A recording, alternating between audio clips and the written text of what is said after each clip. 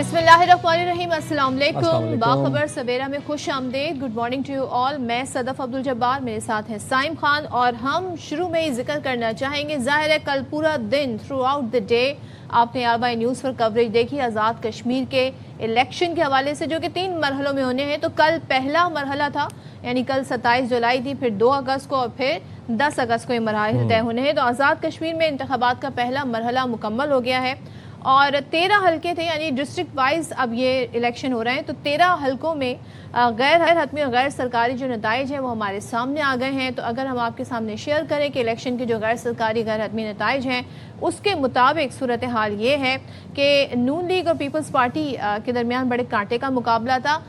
कुल 13 में से 11 नशिस्तों के इंतखाबात के गैर हतमी गैर सरकारी नताइज आ गए हैं, जिसमें नून लीग इस वक्त लीड करती हुई नजर आ रही है। 7 नशिस्तें उनके नाम रही हैं और पीपल्स पार्टी के पास जनाब इस वक्त 4 नशिस्तें आई हैं पीपल्स पार्टी के हिस्से में। गैर हतमी और गैर सरकारी नताइज के मुताबिक LA1 से नून लीग के अजहर सादिक कामयाब हुए, LA2 से PP के चौधरी कासिम मजीद कामयाब हुए, इसी तरह ही फिर LA3 से PP के चौधरी यासिर सुल्तान कामयाब हुए और LA4 से नून लीग के चौधरी रुखसार अहमद कामयाब करार पाए। LA7 से नून लीग के चौधरी तारिक फारूक, LA8 कोटली 1 से राजमहल का इलाका, ये इधर से पीपल्स पार्टी के मलिक जफर, और LA9 से नून लीग के उमैर नईम, और LA10 कोटली 3 से पीपल्स पार्टी के चौधरी यासीन कामयाब करार पाए। अच्छा, LA8 कोटली 1 राजमहल से पीपल्स पार्टी के मलिक जफर हैं, वो कामयाब हुए हैं।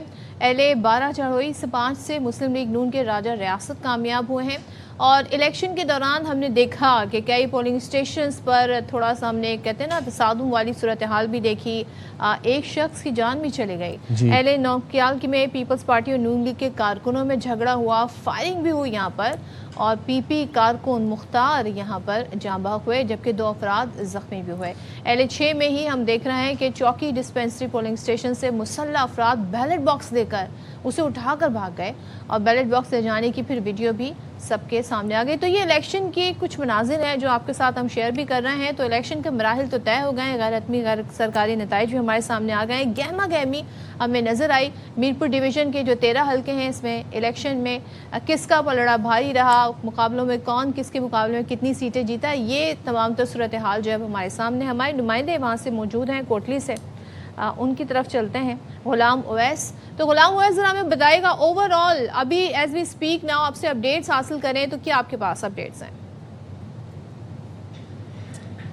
जी, मीरपुर डिवीज़न में आज़ाद कश्मीर के जो इलेक्शन होने जा रहे थे 2026 के, उनका पहला मरहला जो है वो मुकम्मल हो चुका है और गैर हतमी गैर सरकारी नताइज का सिलसिला जो है वो अभी तक जारी है। ज़्यादातर सीट पर जो है वो गैर हतमी गैर सरकारी नताइज हमें मौसूल हो चुके हैं। मैं डिस्ट्रिक्ट कोटली का जो हेड क्वार्टर है यहाँ पे LA10 इसमें इस वक्त मौजूद हूँ, और ओवरऑल अगर ज़िला कोटली की बात करूँ तो यहाँ पे मुस्लिम लीग नून को वाज़िया बरतरी हासिल है। ज़िला कोटली की पूरी तकरीबन 6 नशिस्तें हैं, जहाँ पे तकरीबन इस वक्त मुस्लिम लीग नून को जो है वो 4 सीटें गैर हतमी गैर सरकारी नताइज के मुताबिक मुस्लिम लीग नून हासिल कर रही है, जबकि 2 सीटें पीपल्स पार्टी को मिल रही हैं। मैं हल्का वाइज अगर आपको बताऊँ तो LA8 हल्का राजमहल में पीपल्स पार्टी के मलिक ज़फ़र इकबाल को वाज़िया बरतरी हासिल है, वो ये इलेक्शन जीत चुके हैं गैर हतमी गैर सरकारी नताइज के मुताबिक। उनके मद्दे मुकाबल मलिक मोहम्मद नवाज़ थे मुस्लिम लीग नून के,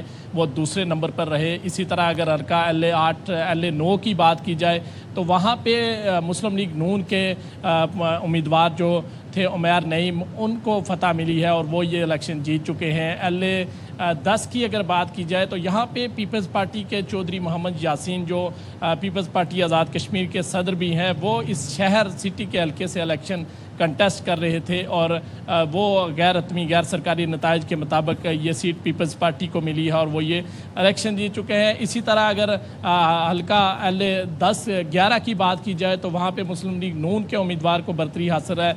LA12 में भी अगर बात की जाए तो वहाँ पे भी मुस्लिम लीग नून आगे दिखाई दे रही है। LA13 में भी मुस्लिम लीग नून के उम्मीदवार जो थे उनको जो है वो बरतरी है, वो ये सीट जो है वो जीत रहे हैं। ओवरऑल ज़िला कोटली की अगर बात की जाए तो यहाँ में कुल जो 6 नशिस्तें थी, वहाँ की जो 4 सीटें हैं वो मुस्लिम लीग नून को मिलती हुई दिखाई दे रही हैं गैर हतमी गैर सरकारी नताइज के मुताबिक।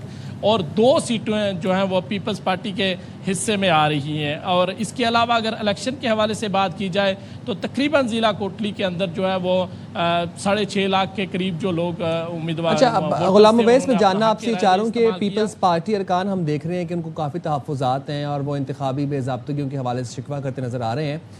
کل کچھ رپورٹس ہوئیں ہنگامہ آرائی کے حوالے سے بھی، فائرنگ کے واقعات سامنے آئے، پھر پولنگ بوتھ جلانے کے یا بیلٹ باکس چھیننے کے واقعات سامنے آئے. یہ کس کس حلقے سے اس طرح کی رپورٹس ہوئیں؟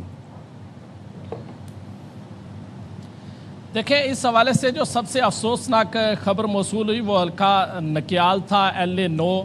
یہاں سے پیپلز پارٹی کے جاوید اقبال بڈانوی اور مسلم لیگ نون کے عمیر نعیم جو ہے وہ مد مقابل تھے. وہاں پہ پیپلز پارٹی کے جو ایک کارکن تھے وہ گولی لگنے سے جاں بحق ہو گئے، جس پر بلاول بھٹو زرداری نے بھی تحفظات کا اظہار کیا. اس کے علاوہ جو چڑوئی کا چودھری محمد یاسین صاحب کا حلقہ تھا، وہاں پہ بھی جو ہے وہ یہ الزامات لگائے جا رہے ہیں پیپلز پارٹی کی طرف سے، اور بالخصوص چودھری محمد یاسین صاحب کی طرف سے یہ اعتراضات سامنے آئے ہیں کہ وہاں پہ مسلم لیگ نون کے جو امیدوار تھے ان کے حمایتیوں نے وہاں پہ ٹھپے لگائے اور داندلی کی، بھرپور انداز سے داندلی کی، اور وہ یہ الیکشن داندلی کر کے جیتے ہیں اور وہ ابھی تک ان نتائج کو قبول کرنے کے لیے تیار نہیں ہے. اس کے علاوہ اگر میرپور ڈویژن کی بات کی جائے تو سمانی میں ہم نے دیکھا ہے کہ بمبر کا جو حلقہ ہے وہاں پہ کچھ لوگ بیلٹ پیپر ہی اٹھا کر جو باکس تھے وہ لے جا رہے تھے، اور وہاں پہ ایک تنازع بھی پیش آیا جہاں پہ استحکام پارٹی کے جو امیدوار تھے ان کے بیٹے نے فائرنگ کی، اور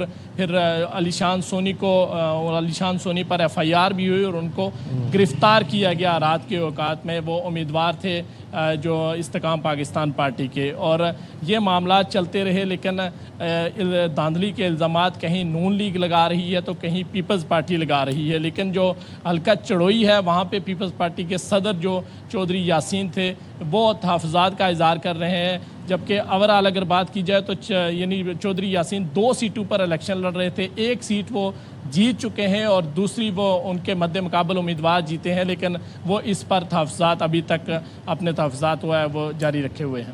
تحفظات کا اپنے کا اظہار کر رہے ہیں غلام اویس. بڑے انٹرسٹنگ ہم یہاں پر صورتحال دیکھ رہے ہیں، کیونکہ 3 حلقوں میں مرحلہ وار الیکشن ہونے، پہلے حلقے کے الیکشن مکمل ہو گئے.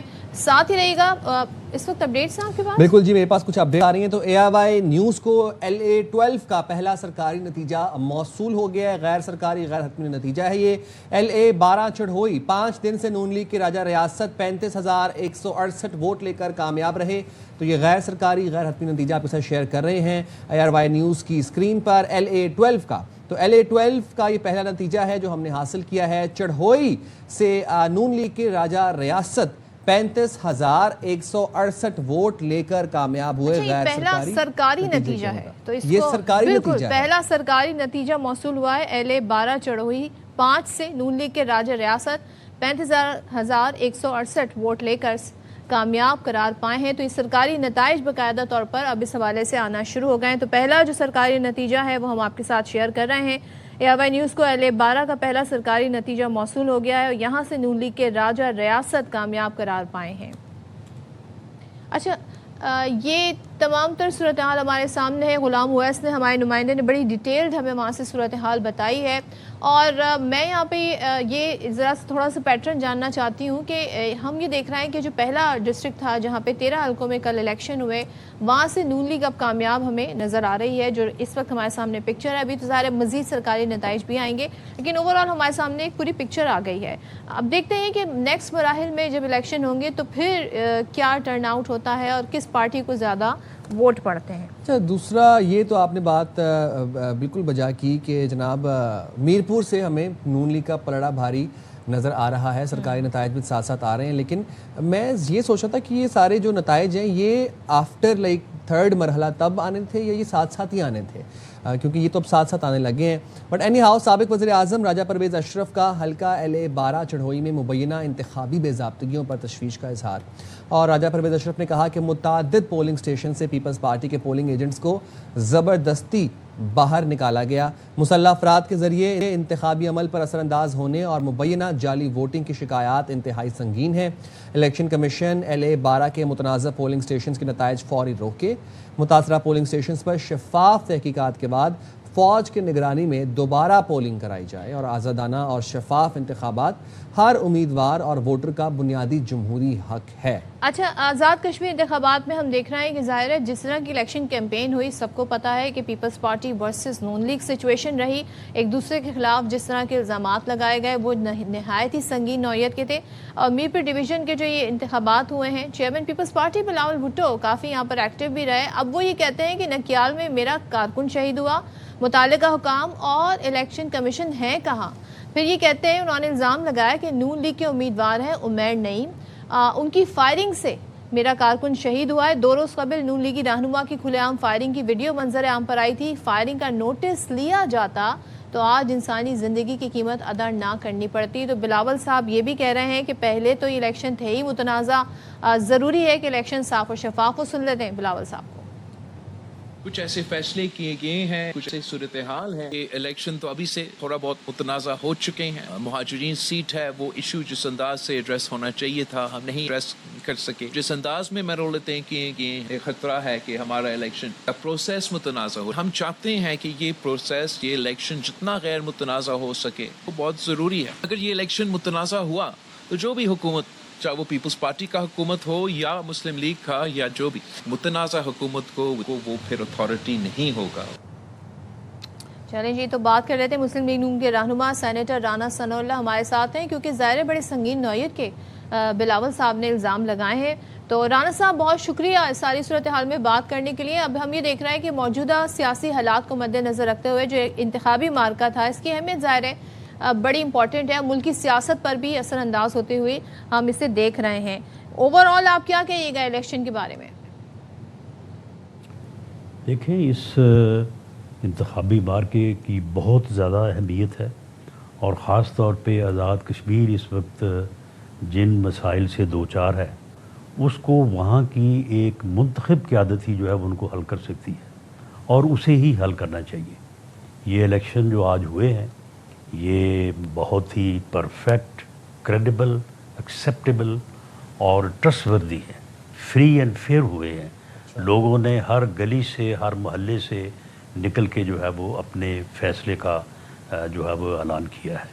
تو اب یہ جو قیادت ہوگی انشاءاللہ تعالی، جو حکومت بنے گی، تو ان کے پاس یہ اختیار ہوگا کہ وہ جو بھی مسئلے مسائل ہیں ان کے اوپر جو ہے وہ غور و فکر کرے اور آزادی کے ساتھ جو ہے وہ آئین اور قانون کے مطابق فیصلے کرے۔ اچھا رانا صاحب، بلاول بھٹو صاحب یہ کہتے ہیں کہ آزاد کشمیر کے الیکشن پہلے ہی متنازع ہو چکے ہیں، مہاجرین کی نشستیں متنازع ہو چکی ہیں، اور وہ کہتے ہیں کہ یہ مسئلہ درست انداز میں اجاگر نہیں ہوا۔ اس بارے میں نون لیگ کا کیا موقف ہے؟ یہ میں سمجھتا ہوں کہ ہم ان کو بھی ساتھ لیں گے، اور ان کے ساتھ ہی، کیونکہ ان کے لوگ بھی، ان کی پارٹی بھی وہاں پہ ہے، تو یہ جو مسائل اس سے پہلے ہم نے حل کیے ہیں، گفتگو کی ہے، مذاکرات کیے ہیں اور بیٹھ کے مسائل کو حل کیا ہے، 38 میں سے 37 مسائل کو جو ہے وہ حل کیا ہے، جو ایک آدھ ہے وہ بھی انشاءاللہ حل ہوگا، اور اس کے علاوہ اور تو کوئی مطالبہ ہی نہیں ہے۔ جہاں تک سیٹوں کی بات ہے، بھئی سیٹوں کا معاملہ کو ہم نے کمرے میں بیٹھ کے حل کرنا ہے، یا آئین میں امینڈمنٹ جو ہے وہ کوئی مذاکراتی کمیٹی کر سکتی ہے، اسمبلی کر سکتی ہے۔ اسمبلی جو ہے وہ الیکٹ ہو کے سامنے آ جائے گی، اور اسے اختیار ہوگا، وہ جو مناسب سمجھے وہ اس کے مطابق کرے۔ مہاجرین کا بھی ایک اپنا حق ہے، اس حق کو بھی دیکھا جانا چاہیے۔ اس کے اوپر آل پارٹیز کانفرنس ہونی چاہیے، جو پہلے ہوئی بھی ہے، سپریم کورٹ سے رائے لینی چاہیے، اور سب سے بڑھ کے یہ اختیار جو ہے وہ کشمیر کی لیجسلیٹو جو ہے وہ اسمبلی کا ہے۔ اس میں ہمیں اس معاملے کو نہیں الجھانا چاہیے۔ بدقسمتی سے بلاول بھٹو زرداری صاحب صرف الیکشن میں فائدہ حاصل کرنے کے لیے اس معاملے کو الیکشن کے دوران اپنی سپیچز میں بھی الجھاتے رہے ہیں، اور وہ سمجھتے تھے کہ شاید اس سے ان کو کوئی جو ہے وہ فائدہ ہوگا، لیکن جو ہمارا عمل ہے، پی ایم ایل این کا عمل ہے، ہم نے تو ان کی جو ہے وہ بیٹھ کے ہر چیز کو سنا۔ صاحب ایک چیز میں جاننا چاہتی ہوں، الیکشن کیمپین میں بہت زیادہ سنگین الزامات لگائے گئے، آپ نے پیپلز پارٹی پہ دھاندلی کا الزام لگایا، پیپلز پارٹی نے فارم 47 کا الزام لگایا۔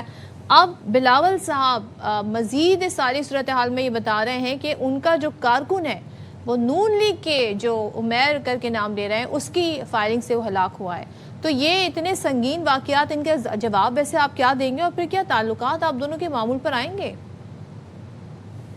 دیکھیں وہ وہاں پہ ایک فیملی ہے، اس فیملی کا آپس میں سیاسی فرق یعنی تفریق تھی، آدھی ہمارے طرف ہے، آدھی جو ہے وہ پیپلز پارٹی کی طرف ہے۔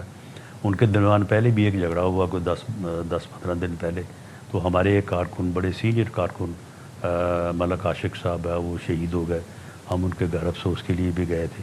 تو اب جو ہے یہ ادھر سے جو ہے وہ کوئی بات ہوئی ہے اور ایک بندہ جو ہے وہ دوبارہ شہید ہو گیا، ہمیں اس کا بے حد افسوس ہے، اس کی فیملی کے ساتھ ہم تعزیت بھی کرتے ہیں، بلکہ وہاں پہ جا کے کریں گے۔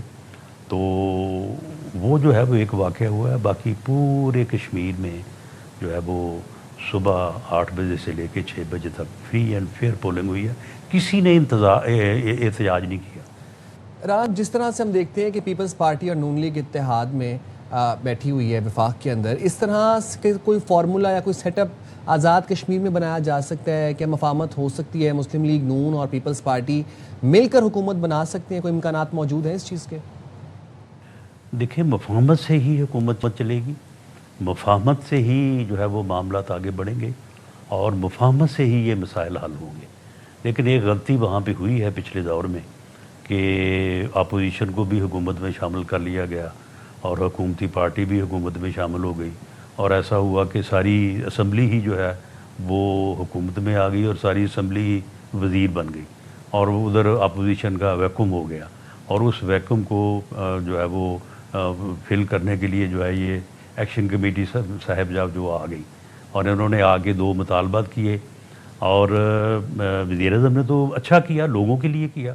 انہوں نے کہا جی بھئی کیوں نہیں، جب آپ کے ساتھ معاہدہ ہے کہ 3 روپے بجلی آپ کو ملنی چاہیے، منگلہ ڈیم کے بننے کے وقت یہ وعدہ ہوا تھا، تو یہ 60 سال سے تو کسی نے پورا نہیں کیا، پورا تو یہ PMLN نے کیا۔ ہم نے لوگوں کو بتایا کہ بھئی وہ اس کا کریڈٹ لیتے ہیں، تو بات یہ ہے کہ یہ کیا کس نے ہے، کس حکومت نے کیا، کس جماعت نے کیا ہے، تو وہ کر دیا انہوں نے۔ اس سے جب طاقت پکڑی اور وہ گندم کے اوپر بھی 2000 سبسڈی دی، اس پہ جب ان کو طاقت ملی، لوگوں کی شاباش ملی، تو وہ پھر اور طرف چل پڑے، وہ کہنے لگے کہ جی اب سیٹوں کا مسئلہ حل کریں۔ ہم نے کہا بھی سیٹوں کا مسئلہ، الیکشن آ رہا ہے، الیکشن لڑیں، اسی نعرے پہ لڑ لیں، اسی نعرے پہ لڑ لیں، اور اگر آپ کامیاب ہو گئے تو ٹھیک ہے۔ اور رانا صاحب، مصطفیٰ کمال بھی وہی طریقے سے الزام لگا رہے ہیں جسے آپ نے لگایا۔ وہ تو کہتے ہیں جی 22,000 ارب روپے سندھ پر لگتے تو 50 بار نیا سندھ بنا چکے ہوتے۔ اب آپ نے بھی کہا تھا 2-3 ہزار ارب روپے دبئی منتقل ہو گئے، انہوں نے بھی یہی بات کہی ہے۔ اب یہ صرف سیاسی بیان بازی تھی الیکشن کی حد تک، یا پھر آپ دونوں اس معاملے کو لے کر سیریس ہیں؟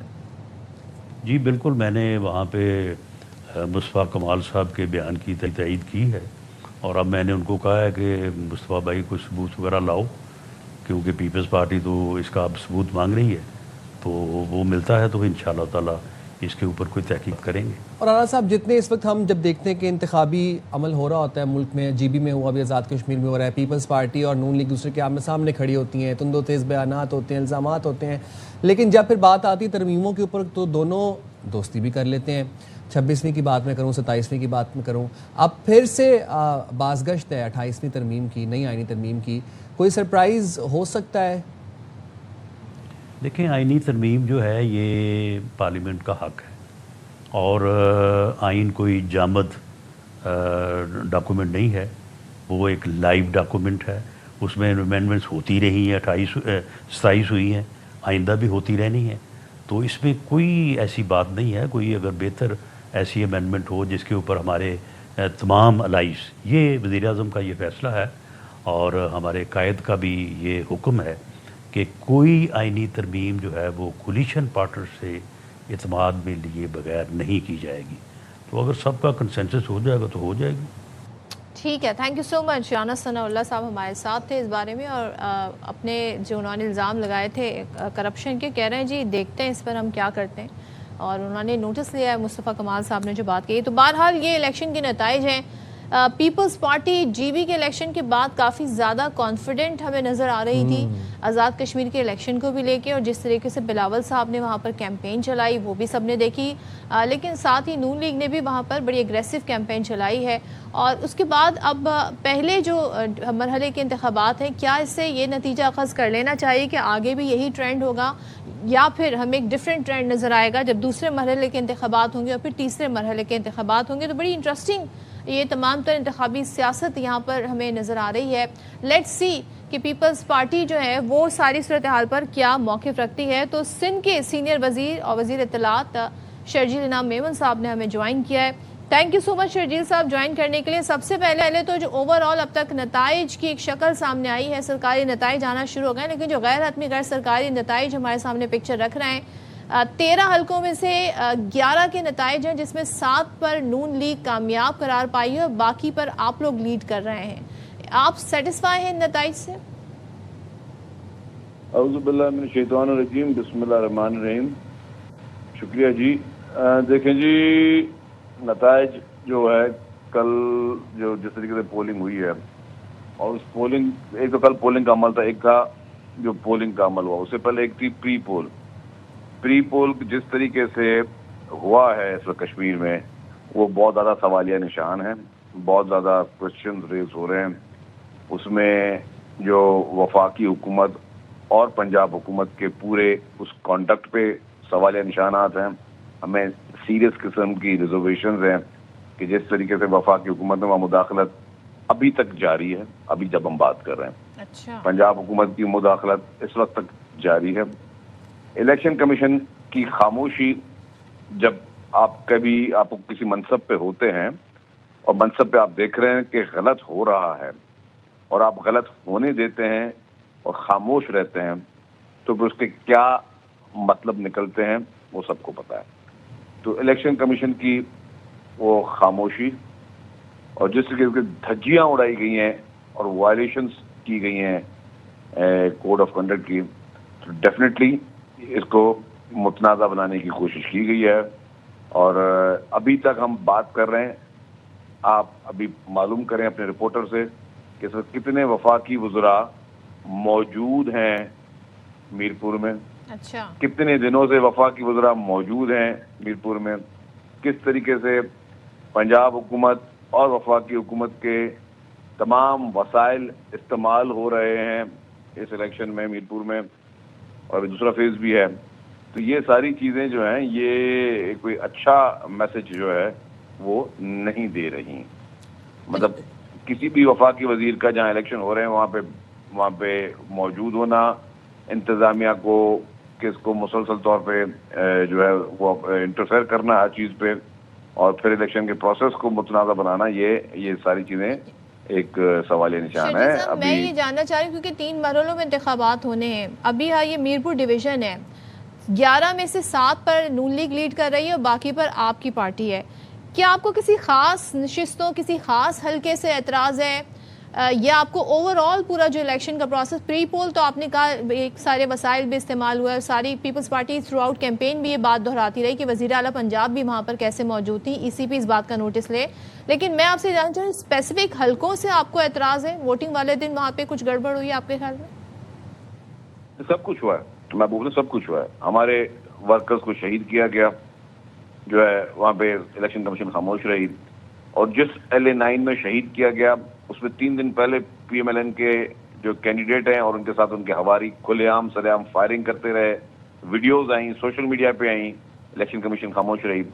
کل جو الیکشن کا دن تھا اس میں بھی بہت ساری جگہوں پہ ہمارے ایجنٹس کو جو ہے وہ اغوا کیا گیا. کل رات کو اگر آپ نے 1:30 بجے راجہ پرویز اشرف صاحب نے، جو پیپلز پارٹی کے مرکزی رہنما ہیں، سابق وزیر اعظم ہیں، ان کا اگر بیان دیکھ لیتے، LA12 میں جو ہے اس میں مبینہ انتخابی بے ضابطگیوں پہ انہوں نے شدید تبصرہ اظہار کیا.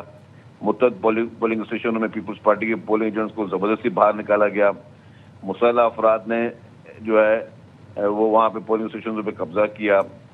LA12 کے لیے ہم نے کہا کہ اس کے نتائج کو فوری طور پہ پیپلز پارٹی نے کہا کہ روک دیے جائیں، اور راجہ پرویز صاحب نے کہا کہ LA12 کے پورے انتخاب کو جو ہے وہ آپ اس کو روکیں اور دوبارہ جو ہے اس پہ الیکشن کرائے جائیں، کیونکہ جب آپ کے پاس وہاں پہ پولنگ ایجنٹس کو اغوا کر لیا جائے اور آپ کے پاس جو پولنگ باکسز ہیں، ووٹنگ باکسز، ان کو لے کے لوگ اگر کر کے چلے جائیں. اس کی ویڈیوز بھی کافی جگہوں پر آئی ہوئی ہیں کل، کس طریقے سے لوگ جو ہے گاڑیوں میں باکسز لے کے بھاگ رہے ہیں. یہ ساری چیزیں ہیں. پولنگ کے دن میں بھی اعتراض ہے, پولنگ کے دن سے پہلے. میں نے کہا کہ پورے سسٹم کو آج تک جو ہے وہ وزراء وہاں پہ کیا کر رہے ہیں, اور یہ کوئی چھوٹی بات نہیں ہے. وزراء کا وہاں کوئی کام نہیں ہے, وفاقی وزراء کا, کہ وہ وہاں پہ بیٹھ کے انتظامیہ کے ساتھ بلکہ جو ہے وہ اس سے اثر انداز ہوں, نتائج میں کے جو ہے وہ تبدیل کرنے کی کوشش کریں. اور پھر جس طریقے سے میں نے کہا کہ جس طریقے سے وہاں پہ الیکشن کمیشن کی خاموشی ہے, منسٹروں کے اعلانات, چیف منسٹر پنجاب کے وہاں اعلانات, پھر وہاں پہ اوپن دھجیاں اڑائی گئی. جس طریقے سے انہوں نے مطلب جو ایک کوڈ آف کنڈکٹ کو انہوں نے لتارا ہے, تو ڈیفینیٹلی اس میں کوشچنس ہیں.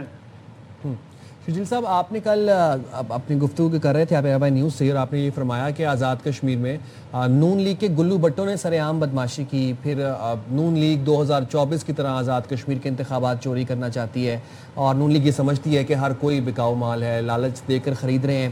تو سر ابھی تو یہ پہلا مرحلہ ہے, اس کے بعد پھر مظفر آباد کے بھی ہونے, پونچھ ڈویژن کے بھی ہونے انتخابات. اگر ابھی سے اتنے تحفظات ہوں گے تو یہ چیزیں آگے کیسے بڑھیں گی, معاملہ پروسیڈ کیسے ہوگا؟ نہیں, اس میں پیپلز پارٹی مرکزی قیادت فیصلہ کرے گی. میں تو ابھی تک میں نے آپ کو بتایا, جو کل اور کچھ دنوں سے ہم نے چیزیں دیکھی ہیں ایز اے آبزرور, میں نے بتایا پیپلز پارٹی کی لیڈرشپ ڈیفینیٹلی ان ساری صورتحال پہ بیٹھے گی اور فیصلے ہوں گے, اور پھر دیکھتے ہیں کہ کس طریقے سے چیزوں کو دیکھتے ہیں اور کس طریقے سے فیصلے ہوتے ہیں. جو فیصلوں کو میڈیا کو کے ذریعے آگاہ کیے جائیں گے کہ پارٹی کی اصل پالیسی کیا ہے. اچھا, تو شرجیل صاحب اب واٹ از نیکسٹ, اب کیا ارادہ ہے ان الیکشن کا لے کے, کیا اسے چیلنج کریں گے یا آپ ابھی ویٹ کریں گے کہ باقی مراحل بھی طے ہو جائیں الیکشن کے؟ دیکھیے, اب اس میں جو بھی اسٹیک ہولڈر ہیں, جیسے الیکشن کمیشن پاکستان ہے, اس نے اپنا رول پلے کرنا ہوگا. By the same time Noon League جس طریقے سے فارم 47 کی پیداوار جو کہ 2024 میں انتخابات پہ ڈاکہ مارا, انہوں نے عوام کے مینڈیٹ کو ڈاکہ مارا, اگر وہ اسی طریقے سے کشمیر کے الیکشن پہ ڈاکہ مارنا چاہتے ہیں تو وہ نہیں کرنے دیا جائے گا, بالکل لاؤڈ اینڈ کلیئر. تیسری بات یہ کہ ہم پارٹی کی لیڈرشپ بیٹھے گی, میں نے کہا وہ ساری چیزوں کو سب ثبوت شواہد موجود ہیں, اس پہ وہ اپنے ایک لائحہ عمل کا اعلان کرے گی, یہ کس طرح آگے چلنا ہے اس کو. اور ڈیفینیٹلی یہ سارے متنازع چیزیں جو ہیں وفاقی حکومت نے کی ہیں, اور پنجاب حکومت اس کے ساتھ ان کی شامل ہے. تو اگر اور ہم چیئرمین صاحب یہ کہتے رہیں کہ کشمیر کے کا مستقبل کا فیصلہ کشمیریوں کو کرنے دیں, کسی اور حکومتوں کا کام نہیں ہے کام کرے آگے یہاں پہ جو ہے وہ انٹرفیرنس کریں, انتظامیہ کو جو ہے دھونس اور وہ استعمال کریں. اور جیسے کہ آج آپ ان کے فارم 47 کی حکومت کہہ رہے ہیں, پھر دوسرا آپ اس الیکشن پر تحفظات کا اظہار کر رہے ہیں, ابھی 2 اگست بھی آنی ہے, پھر 10 بھی آنی ہے. آپ تو ان کے ساتھ ہیں وفاق میں, گو کہ کیبنٹ کا حصہ نہیں ہے لیکن آئینی عہدے تو آپ کے ساتھ ہیں, اور ہر معاملے پر آپ لوگوں کے ایگریمنٹ ہمیں نظر آتا ہے, چاہے کوئی بھی ترمیم پاس کرانی ہو. ظاہر آپ کی سپورٹ سے حکومت بھی بنی ہوئی ہے. یہ 2 چیزیں میں پہلے بہت دفعہ واضح کر چکا ہوں. جب 2024 کے انتخابات ہوئے تو پیپلز پارٹی کی CC کا اجلاس ہوا, اس میں فیصلہ کیا گیا کہ ہم PTI سے بھی بات کریں گے, PMLN سے بھی بات کریں گے. PTI نے جب ہمیں جواب دے دیا کہ جی ہم آپ سے ہمیں کسی بھی حصے میں آپ کے ساتھ نہیں بات کرنی, تو پیپلز پارٹی کے پاس 2 چوائسز تھیں. یا تو کہتے کہ ٹھیک ہے کوئی بھی حکومت نہیں بنا سکتی, دوبارہ انتخابات ہوں, اسمبلیات تحلیل ہوں, پہلے ہی الیکشن ڈیلے ہوئے پھر فردر ڈیلے ہوتے, ایک یہ چوائس ہے. دوسرا پیپلز پارٹی نے کہا کہ جی کوئی آ کے حکومت بنا لے, اور ہمیں کوئی جو ہے ہم نہ ہی وزارتیں چاہیے, نہ 2.5 سال کا فارمولہ چاہیے. ساری چیزیں پیپلز پارٹی نے اس وقت ریجیکٹ کیا. جہاں تک جو آئینی عہدوں کی بات ہے وہ سیریمونیل پوسٹ ہیں, اور ڈیفینیٹلی جب آپ کسی سپورٹ کرتے تو کرتے, لیکن جہاں پہ ابھی تک قانون سازی میں بھی فیڈرل گورنمنٹ کے بہت سارے قانون ہوتے ہیں, بہت ساری ترامیم ہوتی ہیں جس پہ ہم اگری کرتے ہیں کہ ٹھیک ترامیم ہے, اس پہ ہم ان کو سپورٹ کرتے ہیں, جس پہ ہم ڈس ایگری کرتے نہیں کرتے. 26ویں ترمیم اور 27ویں ترمیم کے اگر آپ مسودے دیکھ لیں جو کہ فیڈرل گورنمنٹ نے دیے تھے, اس میں سے 50% ترمیم کو ہم نے سپورٹ کی, 50% ترمیم ہمیں لانی نہیں تھی. تو ہم بالکل ایک انڈیپینڈنٹ پارٹی کے طریقے سے جو چیز جائز ہوگی اس کو ہم سپورٹ کریں گے, جو چیز ناجائز ہوگی اس کو ہم سپورٹ نہیں کریں گے. تو فیڈرل گورنمنٹ کے نہ ہی ہم ان کے فیڈرل گورنمنٹ میں ہیں, نہ ہی ہم گورنمنٹ کے حصہ ہیں. ہاں, ہم ان کو صرف تاکہ یہ اسمبلیاں چل سکے, اسمبلی اپنا ٹائم پورا کرے, اس میں اس کو ایک جو سپورٹ وہ کر رہے ہیں, لیکن بٹ یہ گورنمنٹ کو نہیں, یہ پارلیمنٹ کو سپورٹ کر رہے ہیں ہم. ٹھیک ہے, بہت شکریہ شرجیل میمن صاحب, آپ نے پروگرام کے لیے وقت نکالا. اور وہ کہہ یہ رہے تھے کہ ہم گورنمنٹ میں نہیں ہیں, ہم گورنمنٹ کو سپورٹ نہیں کریں, ہم بس اس نظام کا اس لیے حصہ ہیں, اتحاد کا اس لیے حصہ تاکہ اسمبلیاں چل سکیں اور ملک چل سکے. تو پھر ہم بریک لے لیتے ہیں, اسی بات پہ حاضر ہوں گے بریک کے بعد.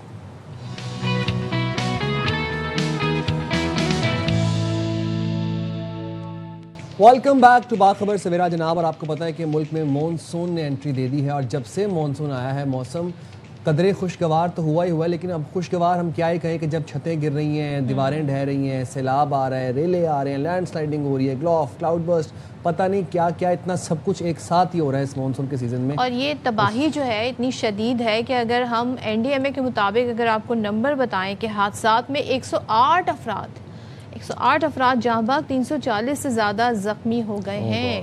اور جو موسم کا حال بتانے والے ہیں وہ یہ بتا رہے ہیں کہ 29 جولائی سے مانسون کے ایک اور اسپیل کی جو ہے وہ پریڈکشن انہوں نے کر دی ہے, اور پھر کہہ رہے ہیں کہ اس اسپیل میں بھی بادل جم کر برس سکتے ہیں. نیا اسپیل اسلام آباد, بالائی پنجاب, KP, آزاد کشمیر, GB اور اس کے دریاؤں کے بالائی جو کہتے ہیں نا علاقے ہیں ان کو شدید متاثر کر سکتا ہے.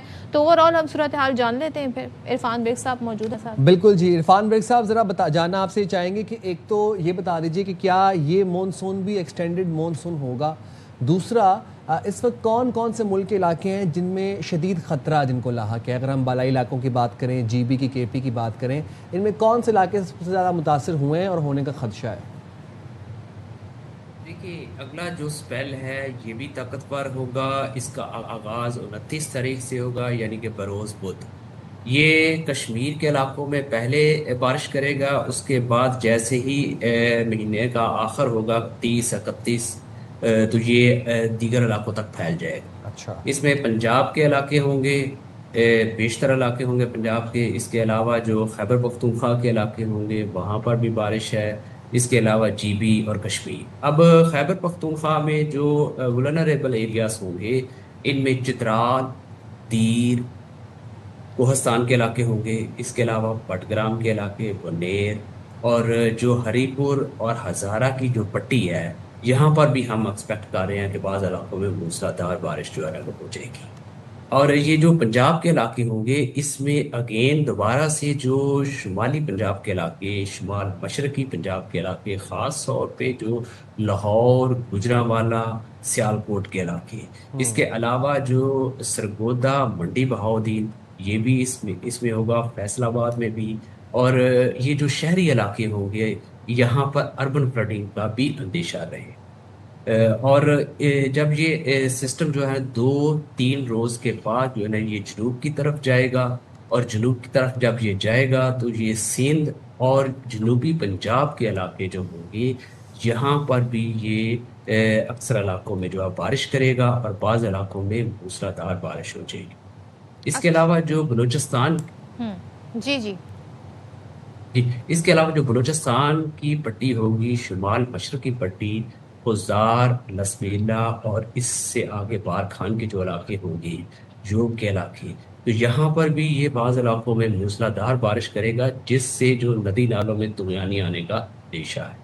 اس کے علاوہ جو اگر ہم کراچی کی بات کریں تو اس میں ہم ایکسپیکٹ کر رہے ہیں کہ کراچی میں بھی ایک اچھی بارش ہو جائے گی. جی اچھا, اچھی بارش سے آپ کی کیا مراد ہے؟ کیونکہ ابھی ہم نے پچھلے 2 دن پہلے دیکھا تھا, مسلسل 2 دن رات گئے بارش ہوئی, ہلکی پھلکی بارش ہوئی, ایسی زیادہ تیز بھی نہیں تھی. بٹ آپ جب کہتے ہیں نا اچھی بارش ہوگی تو پھر اس سے کیا نتیجہ خاص کیا جائے؟ دیکھیں یہ ایسا ہے کہ یہ والا جو اسپیل ہوگا یہ جب سندھ میں آئے گا اگست کے پہلے ہفتے, 1 اگست سے آنورڈ اگلے 2-3 روز جو ہوں گے یہ سندھ کے مختلف علاقوں میں بارش کرے گا. اسی دوران میں سندھ میں کراچی کا جو علاقہ ہے اس میں ہم ایکسپیکٹ کر رہے ہیں بعض علاقوں میں موسلادھار بارش بھی ایکسپیکٹڈ ہے. تو جو اچھی بارش جو میں کہہ رہا تھا اس کا مطلب یہ ہے کہ جس طرح پہلے بارشیں ہوئی ہیں اس سے زیادہ بارش, لاسٹ ایئر سے زیادہ آپ کہہ رہے ہیں بارش ہوں گی. یہ تو ذرا آپ نے ہمیں تھوڑا تشویش میں ڈال دیا ہے. اوور آل جب آپ نے صورتحال بتائی تو اب ظاہر ہے ایک ہم یہ بھی دیکھ رہے ہیں GB کی اگر میں بات کروں تو وہاں پر گلیشیئرز جو ہے ظاہر ہے جب گرمی پڑی تو وہ جب پگھلتے ہیں تو وہ ایک الگ سچویشن کریٹ کر دیتے ہیں. رائٹ ناؤ جب ابھی ہم بات کریں ابھی بھی وہاں پر بہت سارے رابطہ پل, سڑکیں جو ہیں وہ ڈیمیج ہوئے ہیں. تو آپ وہاں پر کیا بتائیں گے کہ وہاں کی بارش کی کیا ایکسپیکٹیشن ہے, کتنی بارش وہاں پر ہو سکتی ہے؟ دیکھیں ابھی جو تھا یہ تھم گیا تھا، پچھلا سلسلہ تھم گیا تھا، کوئی 24 سے 48 گھنٹے کی بریک آئی، تاہم جو جی بی کے کچھ علاقے ہیں آئسولیٹڈ پاکٹس میں جو ہے نا وہاں پر بارش رپورٹ ہوئی ہے. اسکردو میں 5 ملی میٹر بارش آئی ہے، بابو سر میں 1 اور ایستور میں ہمارے پاس 1 رپورٹ ہوئی ہے. تو یہ کوئی بہت زیادہ بارش ابھی نہیں ہوئی ادھر، لیکن یہ آئسولیٹڈ پاکٹ میں وہاں پر بارش رہے گی. باقی جو آپ نے بات کہی نا رابطہ سٹے، کیونکہ وہ آلریڈی جو پہاڑی علاقے ہوتے ہیں وہ بڑے ولنریبل ہوتے ہیں. ایک پہاڑ کی سائڈ پہ بارش ہو رہی ہوتی ہے اور دوسرے پہاڑ کی سائڈ پہ کچھ بھی نہیں ہو رہا ہوتا.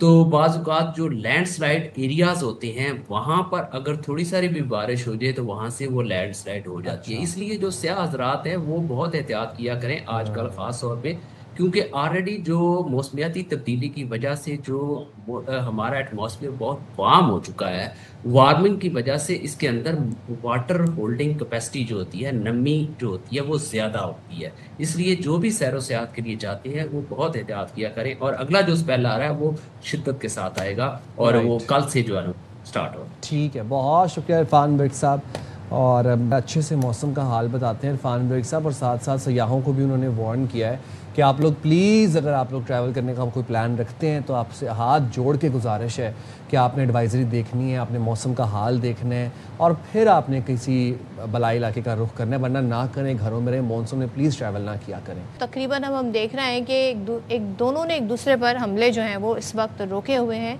اور ایک مرتبہ پھر جنگ بندی بحال کرنے کی جو کوششیں ہیں وہ ہمیں نظر آ رہی ہیں. اچھا، اے پی پی نے دعویٰ کیا ہے کہ امریکہ اور ایران کو مذاکرات کی میز پر واپس لانے کی کوششوں میں کافی زیادہ بہتری ہوئی ہے، پیش رفت ہوئی ہے. علاقائی حکام کے حوالے سے بتایا کہ پاکستان اور قطر نے دونوں ممالک میں فاصلے کم کرنے کے لیے دونوں نے کام تیز کر دیا ہے، اور ان کوششوں کا مقصد یہ ہے کہ دونوں ممالک جنہوں نے پوری دنیا کو ایک کشیدہ صورتحال میں رکھا ہوا ہے اس کے بعد ذرا جنگ بندی کی بحالی ہو سکے. ایران کا کہنا ہے کہ خلیج فارس کے کچھ ملکوں نے حملوں میں آزادانہ طور پر حصہ لیا جس کا ذمہ دار امریکہ ہے. اور وزارت خارجہ کے ترجمان اسماعیل بقائی نے کہا ہے کہ ایران امریکہ کو یہ طے کرنے کی اجازت نہیں دے گا کہ جنگ کب ختم ہوگی. آبنائے ہرمز بدستور بند رہے گی، اس معاملے پر عمان سے مذاکرات جاری ہیں. کل وزیر پیٹرولیم علی پرویز ملک صاحب نے یہ بتایا کہ باب المندب میں جو پاکستان کے جہاز کھڑے ہوئے تھے وہ وہاں سے نکل گئے ہیں. تو باب المندب کے اوپر بھی ایک جو پریشر تھا وہ تھوڑا کم ہوا ہے، اس کا جو ریلیف ہے، جو اس کے ثمرات ہیں، اس کے اوپر بھی ہم بات کریں گے پروگرام میں آگے چل کے. لیکن ابھی آپ کو بتا دیں کہ ڈونلڈ ٹرمپ کیا کہتے ہیں. ڈونلڈ ٹرمپ یہ کہتے ہیں کہ ایران سے مذاکرات ناکام ہوئے تو بھرپور فوجی کارروائی کریں گے. وہی ان کا وار ریٹرک، وہی بیانیہ جو کہ پچھلے 3 مہینے سے چلتا ہوا آ رہا ہے. ویب سائٹ ایکزیوس سے وہ گفتگو کر رہے تھے. انہوں نے کہا کہ حملے روک کر سفارتکاری کو موقع دیا لیکن وقت بہت کم ہے. مذاکرات تیزی سے کامیاب ہوں گے یا پھر کوئی معاہدہ نہیں ہوگا. ٹرمپ کا یہ بھی کہنا تھا کہ ثالث ملکوں کی درخواست پر کارروائی مؤخر کی. آج اسرائیلی وزیر اعظم نتن یاہو سے ملاقات میں ایران سے متعلق آئندہ حکمت عملی پر بات ہوگی. اچھا، مجھے یہ سمجھا دیں کہ یہ کہہ رہے ہیں جی جو ثالث ممالک ہیں ان کے کہنے پہ انہوں نے حملے روکے ہیں، اور پھر یہ ساتھ میں کہہ رہے ہیں کہ جی ہم معاہدہ چاہتے ہیں اس لیے جنگ بندی ہم نے کی طرف گئے ہیں، مگر پھر ساتھ میں اسرائیل سے مشورہ کرنے جا رہے ہیں. اسرائیل سے مشورہ کرنا تو یہ ہے کہ آپ بس سیدھے جنگ میں کود جائیں. نہیں، اسرائیل ہے کون؟ نتن یاہو ہے کون؟ اس کو کس نے یہ اختیار دیا ہے کہ وہ یہ فیصلہ ایران کا کرے گا ڈونلڈ ٹرمپ کے ساتھ مل کے؟ کون ہے نتن یاہو؟ امریکہ کی حکومت نتن یاہو چلا رہا ہے، امریکی پریزیڈنٹ سے بھی اوپر کوئی عہدہ ہے نتن یاہو کے پاس. نتن یاہو سے کیوں مشورہ کرنا ہے؟ مجھے یہ سمجھ نہیں اس کا مشورہ اتنا اہمیت کا حامل کیوں ہے؟ وہ تو ایک وار کرمنل ہے نا، وہ تو جینوسائیڈ کر رہا ہے، بچوں کا قاتل ہے، ایرانیوں کا قاتل ہے، وہ تو غزہ میں معصوم بچوں کا قاتل ہے، عورتوں کا قاتل ہے. تو اس سے کس بات کا مشورہ؟ وہ تو کوئی جنگ کے علاوہ کوئی مشورہ دے گا ہی نہیں. وہ تو چاہتا جارحیت ہے، وہ تو چاہتا خون خرابہ ہے، وہ تو چاہتا گریٹر اسرائیل بنے اور سارے مسلم ممالک آپس میں لڑنا شروع کر دیں. اس کے علاوہ وہ کیا مشورہ دے گا؟ ڈونلڈ ٹرمپ اپنی ہی کئی باتیں بھی بھول گئے ہیں. جے ڈی وینس نے جس طریقے سے اسرائیل کو کہا تھا، پھر آپ کو یاد ہے ڈونلڈ ٹرمپ نے بھی دھمکی لگائی تھی کہ اسرائیل جو ہے وہ اصل میں سارا معاملہ گڑبڑ کرنے کی کوشش کر رہا ہے. لیکن بار بار وہ شاید ایز اے دھمکی ٹول کے طور پہ استعمال کرتے ہیں اسرائیل کو، اور کہہ رہے ہیں جی 2 منٹ لگے گی وہ بھی اس جنگ کا حصہ بن. جنگ کا آلریڈی وہ حصہ ہیں. ایکچولی یہ آئیڈیا ہی نتن یاہو کا تھا جس پہ امپلیمنٹیشن امریکہ کر رہا ہے کی، اور وہ بیسیکلی نتن یاہو نے ٹرمپ کے کندھے پہ رکھ کر یہ پوری جنگ لڑ لی، اور اب نتن یاہو کو مہینے بعد کہیں سے نکل کے آیا، اس کی خبر ہم رپورٹ کر رہے ہیں، ورنہ تو یہ غائب تھا، منظر عام سے بالکل غائب تھا۔ دوسری بات یہ ہے کہ جناب امریکہ اور اسرائیل کا جو ملٹری ذخیرہ تھا، آرسنل کا ذخیرہ تھا، وہ ہو گیا کم۔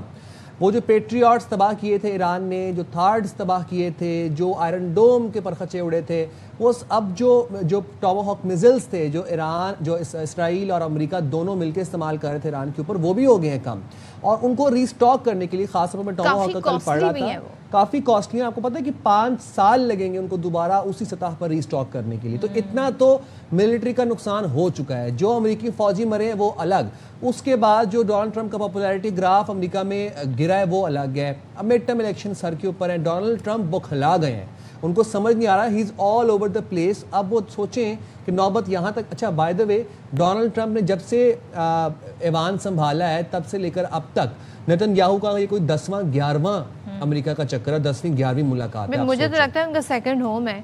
تو ہم بات کر لیتے ہیں، ہمارے ساتھ دفاعی تجزیہ کار کرنل ریٹائرڈ عابد لطیف صاحب موجود ہیں۔ تھینک یو سو مچ عابد صاحب، بہت شکریہ۔ اب روزانہ ہی ڈونلڈ ٹرمپ صاحب کے بیان چینج ہوتے ہیں، ایک ہی پوسٹ میں وہ جنگ کی بات کر رہے ہوتے ہیں، ایک ہی پوسٹ میں وہ سیز فائر کی بات کر رہے ہوتے ہیں۔ اب وہ یہ کہہ رہے ہیں جو ثالث ممالک ہیں ان کی درخواست پر میں یہ جنگ مؤخر کر رہا ہوں اور معاہدے کی طرف ہم جانا چاہتے ہیں، لیکن اگر معاہدہ نہیں ہوا تو پھر ہم جنگ کی طرف جائیں گے۔ اور آج ان کی ملاقات بھی ہو رہی ہے نتن یاہو سے، تو کیا نتیجہ اخذ کریں، کس بات پر اعتبار کریں ہم ڈونلڈ ٹرمپ صاحب کی؟ جی بہت شکریہ انوائٹ کرنے کے لیے۔ جی دیکھیے آپ نے صحیح کہا، وہ ایکچولی جو ہفتے کے مڈ میں تھرسڈے فرائیڈے کو وہ دھمکی دیتے ہیں، اور اس کے بعد پھر منڈے سے ان کی جو ہے دھمکی تو تھوڑی سی رہتی ہے لیکن ریکنسیلیٹری 7 اسٹیٹمنٹ ایڈ کر دیتے ہیں، کیونکہ وہ اسٹاک ایکسچینج سے ان کی اسٹیٹمنٹس لنکڈ ہیں، کیونکہ ظاہر ہے ایک وہ خود کہتے ہیں کہ میں مجھ سے بہتر کوئی بزنس ڈیل نہیں کرتا، تو وہ ہر چیزوں کا خیال رکھتے ہیں، بیکاز جو آئل کی مارکیٹ ہے جو اور برنٹ ہے یہ سارا کچھ نیو یارک سے سارا ڈیسائیڈ ہوتا ہے، پوری دنیا کا جو ریٹ نکلتا ہے، پلس ڈالر کے ساتھ لنکڈ ہے، پلس نیو یارک کی اسٹاک ایکسچینج کے ساتھ سارا کچھ لنکڈ ہے۔ خیر اینی وے دیکھیے یہ جو معاملہ ہے یہ بہت کمپلیکس ہے، اور لگ یہ رہا ہے کہ جیسے یہ امریکہ جو ہے وہ اس طرح سے جو ان کی جو اسٹیٹمنٹس آتی ہیں، جو ان کی رسپانس آتا ہے کہ وہ اس طرح سے بالکل پیس جس کی وہ بات کرتے ہیں اپنے اسٹریٹجک ایسٹیمیٹس کے اندر، کہ ان کا جو جیو پولیٹیکل یا پولیٹیکو اسٹریٹجک آبجیکٹو ہے وہ پیس ان دا گلف ہے، لگتا یہ ہے کہ وہ نہیں ہے، ان کا شاید آبجیکٹو جو ہے وہ اکنامک ڈومیننس ہے۔ اور مجھے تو یہ لگتا ہے as a student of geopolitics کہ یہ شاید دنیا کی پہلی جو اکنامک وار ہے اس کا سٹارٹ ہے، کیونکہ ایک طرف جو ہے ایک ہائیڈرو کاربن کی اسٹیٹ ہے جو ہائیڈرو کاربن کے اوپر کنٹرول رکھتی ہے پوری دنیا میں ڈفرینٹ میکانزمس کے تھرو، ڈفرینٹ چوک پوائنٹس کے تھرو، اور چوک پوائنٹس خالی فزیکل نہیں ہوتے، چوک پوائنٹس جو ہے نان فزیکل بھی ہوتے ہیں، جس طرح سے dollar is a Chowk point, جس طرح سے different net work is a Chowk point, پھر ڈفرینٹ ہیرارکیز جو ہیں انٹرنیشنل اس میکانزم کو سپلائی چین کو کنٹرول کرنے کے لیے وہ چوک پوائنٹس ہیں، اور دوسری طرف جو ہے وہ ایک ایسا ریجن ہے جہاں پہ تقریباً 80% آف دا ورلڈ پاپولیشن اس سے افیکٹ ہوتی ہے اگر اسٹریٹ آف ہارمز کے اوپر آپ اس کو کنسٹرکٹ کریں۔ تو یہ ایک بہت ایک کمپلیکس سچویشن ہے، اور یہ ایک ایسی سچویشن ہے جس میں اب اسٹیٹس کو اینٹر نہیں ہو سکتا، یہ نہیں ہو سکتا کہ اب اسٹیٹ آف ہارمز کا وہ اسٹیٹس ہو جائے جو پہلے تھا، کیونکہ ایران نے وہ بہت فارموز کی اب وہ ویلیو بھی نہیں رہے گی۔ آپ کو لگتا ہے کہ اب بہت سے ممالک جو ہیں وہ آلٹرنیٹ راؤٹس پہ جائیں گے، اسٹریٹ آف ہارموز کی جو امپورٹنس آج سے جنگ سے پہلے پری وار تھی اب وہ اس کی اتنی امپورٹنس بھی نہیں رہے گی۔ اینڈ سیکنڈلی میں آپ سے جاننا یہ چاہ رہا ہوں سر کہ آپ کے تجزیے میں آپ کو کیا لگتا ہے، آپ کے انالیسز میں جتنا آپ آبزرو کر رہے ہیں، امریکہ کیا اب اس جنگ سے جان چھڑوانا چاہ رہا ہے، یا پھر ڈونلڈ ٹرمپ صرف ٹائم بائی کر رہا ہے ری اسٹاک اور ریچارج کرنے کے لیے اپنا اسلحہ، اپنی ملٹری؟ جی یہ میری اپنی رائے ہے، اٹس مائی اون انالیسس۔ مجھے لگتا یہ ہے کہ وہ اس کو پرولونگ کرنا چاہ رہا ہے، اور وہ اس کو پرولونگ بھی اس طریقے سے کرنا چاہ رہا ہے کہ یہ جو باقی جو کنٹریز ہیں اس ریجن کی، اور اسپیشلی جو یہاں پہ جو ایمرجنگ سپر پاورز ہیں وہ افیکٹ ہوں، اور اس میں جو کنٹسٹیشن جو ہے یا آپ کہہ لیجیے جو کمپٹیشن ہے ڈیفینیٹلی وہ چائنا کے ساتھ ہے، کیونکہ ایک طرف جیسے میں بات کر رہا تھا دنیا کی ہائیڈرو کاربن کی سپر پاور ہے وچ از امریکہ، جو اس کو کنٹرول کرتا ہے ڈفرینٹ میکینزم کے تھرو.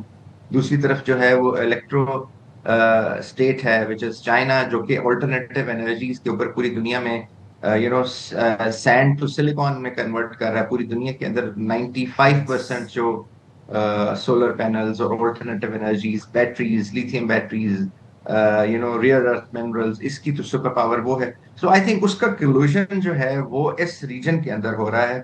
سو geo political trigger, geo political event اور geo political lever which is Iran and strait of Hormuz, اور یہ عرب کوسچن کے تھرو ایک جیو اکنامک وار کی جا رہی ہے. اور اس میں مجھے لگتا یہ ہے کہ شاید امریکہ کے جیو پولیٹیکل جیو اسٹریٹجک جو آبجیکٹیوز ہیں وہ شاید اس سے زیادہ گہرے ہیں، وہ بڑے ہیں. کیونکہ دیکھیے یہ اگر آپ دیکھیں تو امریکہ کے اندر بہت سارے تھنک ٹینکس ہیں، ان کا بہت ایک میکینزم ہے، ایک ہیرارکی ہے ان کی ڈیفense سسٹم کی، جو کہ ایڈوائز کرتا ہے، اپنی ان پٹ دیتا ہے. اور وہ سارے کے سارے اس پہ چپ ہیں. شروع میں پہلے جب یہ وار شروع ہوئی تو 7-8 جو ان کے سینئر آفیسرز تھے ان کو ہٹا دیا گیا. لیکن میرا خیال ہے بعد میں پھر جب وہ یہ جو ان کی جو تھاٹ ہے شاید وہ پرویل کر گئی ہے. تو مجھے لگتا یہ ہے کہ امریکہ اس کو پرولونگ کرنا چاہتا. تھینک یو سو مچ عابد لطیف صاحب ساتھ تھے. اور یہاں پر پھر ہم بریک لیتے ہیں. بالکل جی، حاضر ہوں گے بریک کے بعد. اسٹے دیئر ود اس.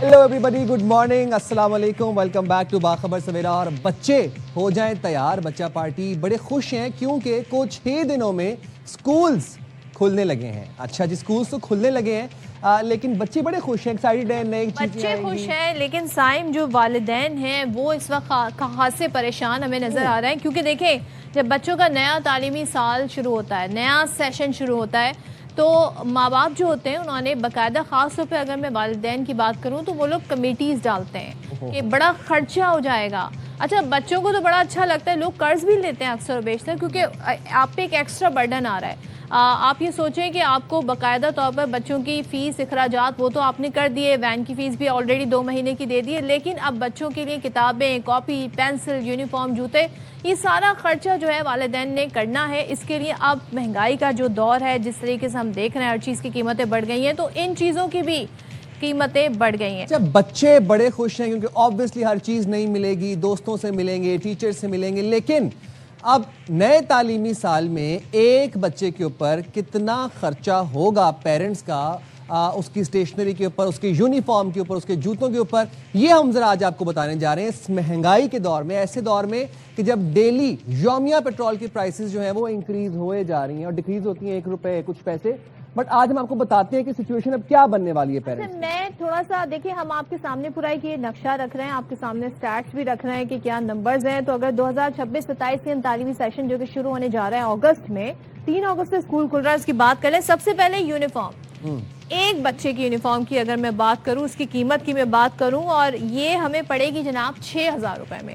اب کم سے کم ہر گھر سے 2 بچے تو اسکول جا ہی رہے ہیں، تو اگر 2 بچوں کے اسکول کی یونیفارم کی بات کریں تو وہ 6,000 ہو جائے گا، 12,000 روپے. اچھا اب اس میں بھی بات یہ ہے نا کہ دیکھیں اسکولز نے مختلف پیٹرنز کی شرٹس نکال لی ہیں، لوگو لگانا چاہیے پاکٹ کے اوپر، یہ تو ریکوائرمنٹ ہوتی ہے، آپ کو پتہ ہے ہر اسکول کی برانڈڈ شرٹ ہونی چاہیے. اگر پیرنٹس چاہیں کہ وہ باہر سے جا کے ایک شرٹ لے آئیں، وہ نہیں لے کے آ سکتے کیونکہ کوئی چیک والی شرٹ ہے، کوئی لائننگ والی شرٹ ہے، کوئی اسٹرپس ہیں.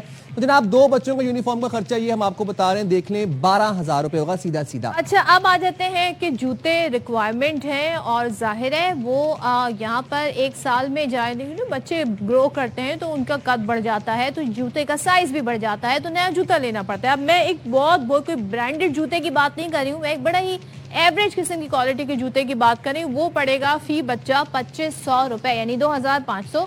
2 بچوں کا اگر آپ حساب لگا لیں تو یہ پڑیں گے 5000 روپے. اب آ جاتے ہیں جی سب سے امپورٹنٹ چیز جس کا بچوں کو پوری گرمیوں کی چھٹیوں میں انتظار ہوتا ہے، بیگ کس کلر کا ہوگا، بیگ ٹرالی والا ہوگا، بیگ پہننے والا ہوگا. میں اگر گھیر کے بھی آپ کو بہت کم سے کم بھی بتاؤں نا تو ایک بچے کے بیگ کی قیمت ہوگی 2000 روپے. 2 بچے ہیں اگر آپ کے تو وہ 4000 کا بیگ ملے گا آپ کو 2 بچوں کا. لیکن یہ 2000 بھی بہت کوئی شاد و نادر آپ کو ڈھونڈ کے ढूंढना पड़ेगा कि 2000 का बैग आपको कहाँ से मिलेगा। अब बात कर लेते हैं जी elephant in the room. Oh yes. वो है आपका कैरिकुलम, आपका निसाब, आपके बच्चे का निसाब है। Yes. और उसमें ये है कि उसमें स्टेशनरी भी आ जाती है, उसमें किताबें भी आ जाती हैं, उसमें कॉपीज भी आ जाती हैं, और इसमें मजीद टैक्स का भी इजाफा हो गया। और उसके ऊपर से अब एवरीथिंग, जो कॉपीज लेनी है आपने वो ब्रांडेड होनी चाहिए, उसके ऊपर स्कूल का ब्रांड लगा होना चाहिए। जो किताबें आपको स्कूल वाले बाकायदा वो जो लिस्ट आती है आपके पास स्टेशनरी की और जो कॉपीज की आती है, उस पर लिखा होता है कि आप फलां स्टोर से परचेज कर सकते हैं, फलां बुक शॉप से आप परचेज कर सकते हैं। तो अगर एक बच्चा है आपका तो टोटल आपकी स्टेशनरी और आपकी किताबें कॉपीज मिला के पड़ेगा 12,000 का आपको। खींच तान के ये 12,000 पड़ेंगे। 2 बच्चे अगर आपके तो सीधा 24,000। इसके बाद आगे बढ़ते हैं जनाब, तो ये अब आपको बता दें कि जितना अभी तक हमने आपको ब्रेक डाउन बताया है, आपको डिजिट्स बताए हैं, ये टोटल कुल मिला के 2 बच्चों का खर्चा बनता है जनाब 45,000 रुपए। ये अच्छा 45,000 ये मोटी मोटी चीजें हैं, ये सिर्फ बैग है, ये स्टेशनरी, किताबें हैं, ये जूते हैं और ये यूनिफॉर्म है। लेकिन अगर मैं इसके साथ ऐड कर दूं ना, जो अक्सर बेशतर स्कूल में इवेंट्स हो रहे होते हैं, बच्चों से कहा जाता है जी कौन सा फ्रूट लेकर आना है, आपने फला जो ड्रेसअप होकर आना है, उसके अलग खर्चे। Yellow day, mango day, colour day, उसके बाद फिर अब आजकल बसंत भी आ गई है। अच्छा, फिर उसके बाद बेक सेल, फिर फेयरवेल, ये तो हो गया ना। अभी तो जो हम आपको बेसिक्स बता रहे हैं सदफ, उसमें तो हमने 2 चीजें ऐड ही नहीं की। वो क्या? ट्यूशन फी हमने नहीं ऐड की। ट्यूशन फी तो देनी है आपने स्कूल को जनाब, वो तो हमने ऐड ही नहीं की। दूसरी चीज स्कूल वैन, जो बच्चों को वैन लगवाई होती है लोगों ने, या फिर कोई कैब सर्विस होती है, रिक्शे लगवाए होते हैं, उसके तो अभी हमने पैसे ऐड ही नहीं किए ना, वो तो इनको हटा के आपको बता रहे हैं। 4,000 रुपए कम से कम फी बच्चे ले जाते हैं। और आजकल जो पेट्रोल के प्राइस डेली की बुनियाद पर चेंज हो रहा है, तो वो हालात भी चेंज हो सकते हैं। एग्जैक्टली। तो अब जब डेली यौमिया प्राइसेस इंक्रीज हो रही हैं पेट्रोल की, तो आपको क्या लगता है कि वैन वाला जो है वो आपसे महीने बाद तकाजा नहीं करेगा कि पेट्रोल बढ़ गया जनाब, तो आप बच्चों की जो किराया है वो बढ़ाएं? और अगर 2 बच्चे आपके तो कम से कम एक बच्चे का 4,000 वैन वाला लेता है, और 2 बच्चे तो 8,000। तो ये हो गया स्कूल। और अगर घर में कमाने वाला हो एक, तो सोचें कि उसके ऊपर बिल भरना है, यूटिलिटी बिल्स भरने हैं, अगर किराए, ज़्यादातर मेजॉरिटी किराए के घरों में रहते हैं, घर का किराया देना है, साथ में अखराजात हैं, रोज़मर्रा की जो अखराजात हैं वो भी हैं, दूध सब्ज़ी, ये वाली चीज़ें वो कहाँ से एक शख्स प्रोवाइड करेगा, आप ये सोचें। और हम ये कहते हैं हमारा जो आइन है पाकिस्तान है ना, उसमें एजुकेशन फ्री है, प्राइमरी एजुकेशन फ्री है, लेकिन आप इसका क्या करें कि जिन चीज़ों से पढ़ाना है बच्चों को वो इतनी महंगी है। और सरकारी स्कूलों की हालात तो सबके सामने है ना, वो किसी से छुपे नहीं हैं। वहाँ पे गोस्ट टीचर्स हैं, गोस्ट स्टूडेंट्स हैं, गोस्ट स्कूल्स हैं, गोस्ट इमारत हैं, हमारे बिल्डिंग्स हैं, वो तो किसी से ढके छुपे नहीं हैं। लेकिन मैं ये सोच रहा था कि अभी हमने सारा ब्रेक डाउन बताया है अपने नाजरीन को, अपने व्यूअर्स को। अभी ये तो बताना हम भूल गए कि हुकूमत के मुताबिक 8,500 से ऊपर जो बंदा कमा रहा है वो गरीब तो है ही नहीं। हाँ, तो गरीब ही नहीं है, तो फिर हम जो इतना लंबा जो भी हमने जो पॉलिसीज हुकूमत बनाती है ना कि जी हम फला चीज़ में गरीबों को सब्सिडी दे रहे हैं, बिजली के यूनिट में हम सब्सिडी दे रहे हैं, तो वो सब्सिडी 8,500 से ज़्यादा कमाने वाले के लिए बिल्कुल भी नहीं है। तो अगर आप 8,500 के अंदर कमा रहे हैं तब आप गरीब हैं, और अगर आप 8,500 9,000 कमा रहे हैं तो आप एक तरह से अफोर्ड कर रहे हैं चीज़ों को। तो ये बड़ा अलमिया है, ये रियलाइजेशन नहीं है जो हमारे पॉलिसी साज हैं उनको कि किस तरीके से आवाम को रिलीफ देना है। रिलीफ भी मिलता है तो आप सोचें आपको कैसे रिलीफ मिलेगा। करोड़ों बच्चा इसी बात की वजह से स्कूल से बाहर है। अच्छा, उसके बाद फिर वही बच्चे जो हैं वो मजबूर हो जाते हैं चाइल्ड लेबर के ऊपर, वो बेचारे मजदूरी के ऊपर, कोई मैकेनिक की दुकान पर लग जाता है, कोई बेचारा जाके किसी भट्टे के ऊपर लग जाता है। यही वजह है कि हम चाइल्ड लेबर का खात्मा आज तक नहीं कर पा रहे। जब बच्चे स्कूल्स में नहीं होंगे तो जाहिर है वो बाहर कहीं पे काम कर रहे होंगे, कोई नौकरी, कोई मजदूरी कर रहे होंगे, और फिर देन अगैन वो पेरेंट्स भी इस बात के ऊपर मजबूर हो जाते हैं कि बच्चे जो घर फारिग बैठे हैं इनको भेजें, जाके कोई पैसे 4 कमा के लाएं। लेकिन यूर सो राइट सदफ कि जब पॉलिसी साज हैं, जब बजट बनता है, उसमें ये चीज़ें क्यों नहीं, इन चीज़ों का ख्याल रखा जाता। हम कब तक बोलेंगे, बोल के अब हमें अल्फाज रट गए हैं। प्राइवेट स्कूल्स की अगर मैं बात करूँ ना, तो उनके अपने अलग तरीक़ाकार होते हैं। उनके कोर्स में भी हम देखते हैं कि बाहर की किताबें भी अक्सर ऐड ऑन होती हैं। और मैं ये देख रही हूँ कि यहाँ पर सिंध में एक रिवाज ये भी है कि कुछ बुक्स जो है पंजाब बोर्ड की हैं, कुछ फेडरल की हैं, कुछ बाहर से हैं। तो ऐसे में बच्चों के लिए किताबें ढूंढना भी एक बड़ा मसला हो जाता है। गेस्ट की तरफ बढ़ते हैं। हमारे साथ मौजूद हैं chairman all Sindh private schools and colleges association Haider Ali साहब। Thank you so much Haider साहब ज्वाइन करने के लिए। साथ ही हमारे साथ मौजूद हैं चेयरमैन उर्दू बाजार ट्रेडर्स एसोसिएशन ساجد یوسف صاحب، آپ دونوں کا بہت شکریہ۔ ساجد یوسف صاحب، ذرا آپ سے آغاز کر لیتی ہوں، پہلے تو بتائیے گا یہ جو عام مارکیٹ میں فروخت ہونے والی کاپیز کتابیں ہیں اور جو اسکولوں میں مل رہی ہیں، ان میں ڈفرینس کیا ہے اسکول کے تحت جو مل رہی ہیں؟ جی بسم اللہ الرحمن الرحیم۔ دراصل دیکھیں کہ کاپی یا رجسٹر کے اندر نا سب سے بڑا ایشو ہے پیپر کی کوالٹی کا۔ اچھا ٹھیک ہے، اگر مارکیٹ میں ایک کاپی بہت اچھی آپ لیں 68 گرام کے پیپر میں، 70 گرام کے پیپر میں 200 پیج والی، تو وہ 100 120 سے 150 روپے تک ایک انف ہے ریٹ۔ اور یہی آپ اسکول میں چلے جائیں تو 350 سے 400 روپے کی کاپی دیتے ہیں، کیونکہ ان کا مونوگرام ہوتا ہے، ان کی اپنی کاپی بنی ہوئی پیپر کوالٹی اچھی ہوتی ہوگی؟ پیپر کوالٹی تو میں نے آپ کو بتا دیا نا کہ 70 گرام سے اچھا کیا پیپر ہوگا، 68 گرام سے اچھا کیا پیپر ہوگا۔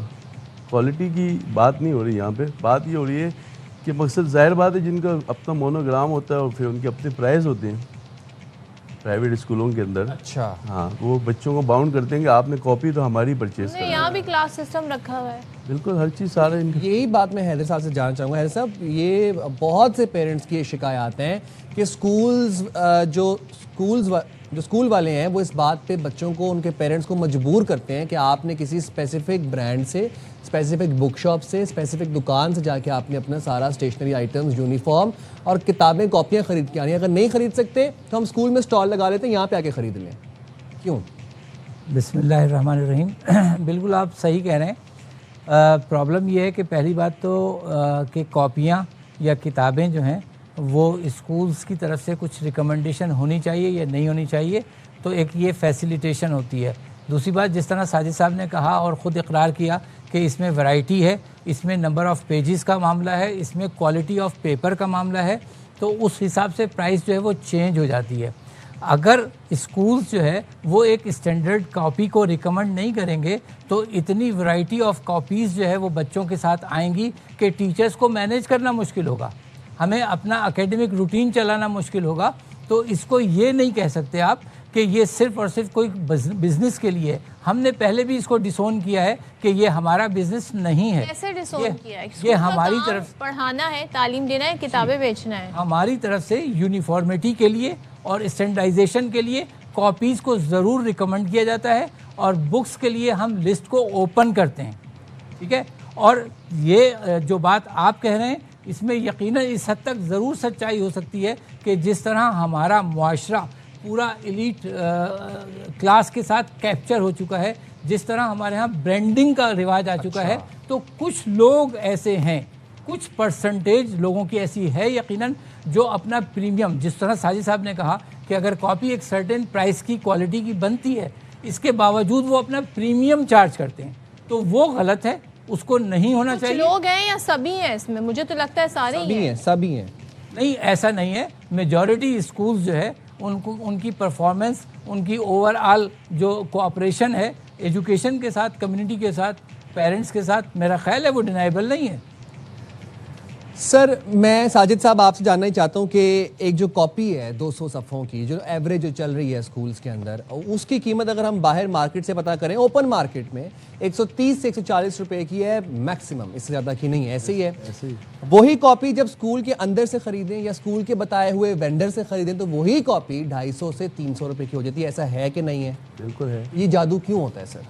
ارے اس سلسلے میں تو ہم یہ کچھ نہیں کہہ سکتے۔ پہلے تو میں یہ سمجھتا ہوں کہ پرائیویٹ اسکول کوئی بھی ہو، گورنمنٹ کے اسکول ہو، انہیں تو یہ نہ کتاب سیل کرنی چاہیے، نہ کاپی سیل کرنی چاہیے، نہ اسٹیشنری، نہ یونیفارم، اس وجہ سے کہ ہر انسان کا اپنا اپنا ایک کاروبار ہے نا، تو یہ تو ویسے ہی غلط ہوتا ہے، اور یہ ابھی کچھ عرصے سے بڑھ گیا ہے۔ اچھا، اس سے بڑے اور اوپر چلے جائیں آپ، برانڈ ہیں، برانڈ جن کا نام ہے، اسکولوں کا برانڈ ہے، انہوں نے اپنے سلیکٹڈ دکاندار ہائر کیے ہوئے، تو ان دکانداروں سے ان کے جو بھی طے پاتا ہے آپس میں، تو اس کے بعد پھر کیا ہوتا ہے کہ وہ دکاندار اگر اس اسکول والوں سے جو برانڈ ہے، جو پاکستان میں کراچی کے اندر ایک برانڈ ہے، نام میں نہیں لینا چاہتا، تو وہ ان سے جو بھی طے پاتا ہے، لیکن وہ سارا برڈر سارا ماں باپ پہ آ جاتا ہے، تو وہ اپنی مرضی کے ریٹ لگاتے ہیں۔ ظاہر بات ہے جو ان کو وہ دیتے ہیں، مقصد اپنا سسٹم ہے، کمیشن ہے، جو بھی۔ حیدر صاحب، آپ اس بات پہ کیا کہیں گے کہ کیوں ریکمینڈ کرتے ہیں اسے؟ کیونکہ کیا ان کی کوئی خاص ایفیلیشن ہوتی ہے ان دکانوں 200 سے؟ پیج کی کاپی، ٹھیک ہے، ساجد صاحب بہت اچھے سے جانتے ہیں کہ یہ ساری باتیں جو کر رہے ہیں ریفرنس ہے یہ لوکل پیپر کا، امپورٹڈ پیپر کا، یا جو فائن کوالٹی کا پیپر ہے اس کی بات نہیں ہو رہی ہے۔ दूसरी बात ये कि साइजेस होते हैं कॉपी में, नंबर ऑफ पेजेस होते हैं। तो मेजॉरिटी स्कूल्स जो है वो अपनी कॉपी का साइज भी अच्छा रखते हैं। इंपोर्टेड पेपर या फाइन पेपर बच्चों की तालीम पे क्या असर डालती है, मुझे ये बताते हैं आप।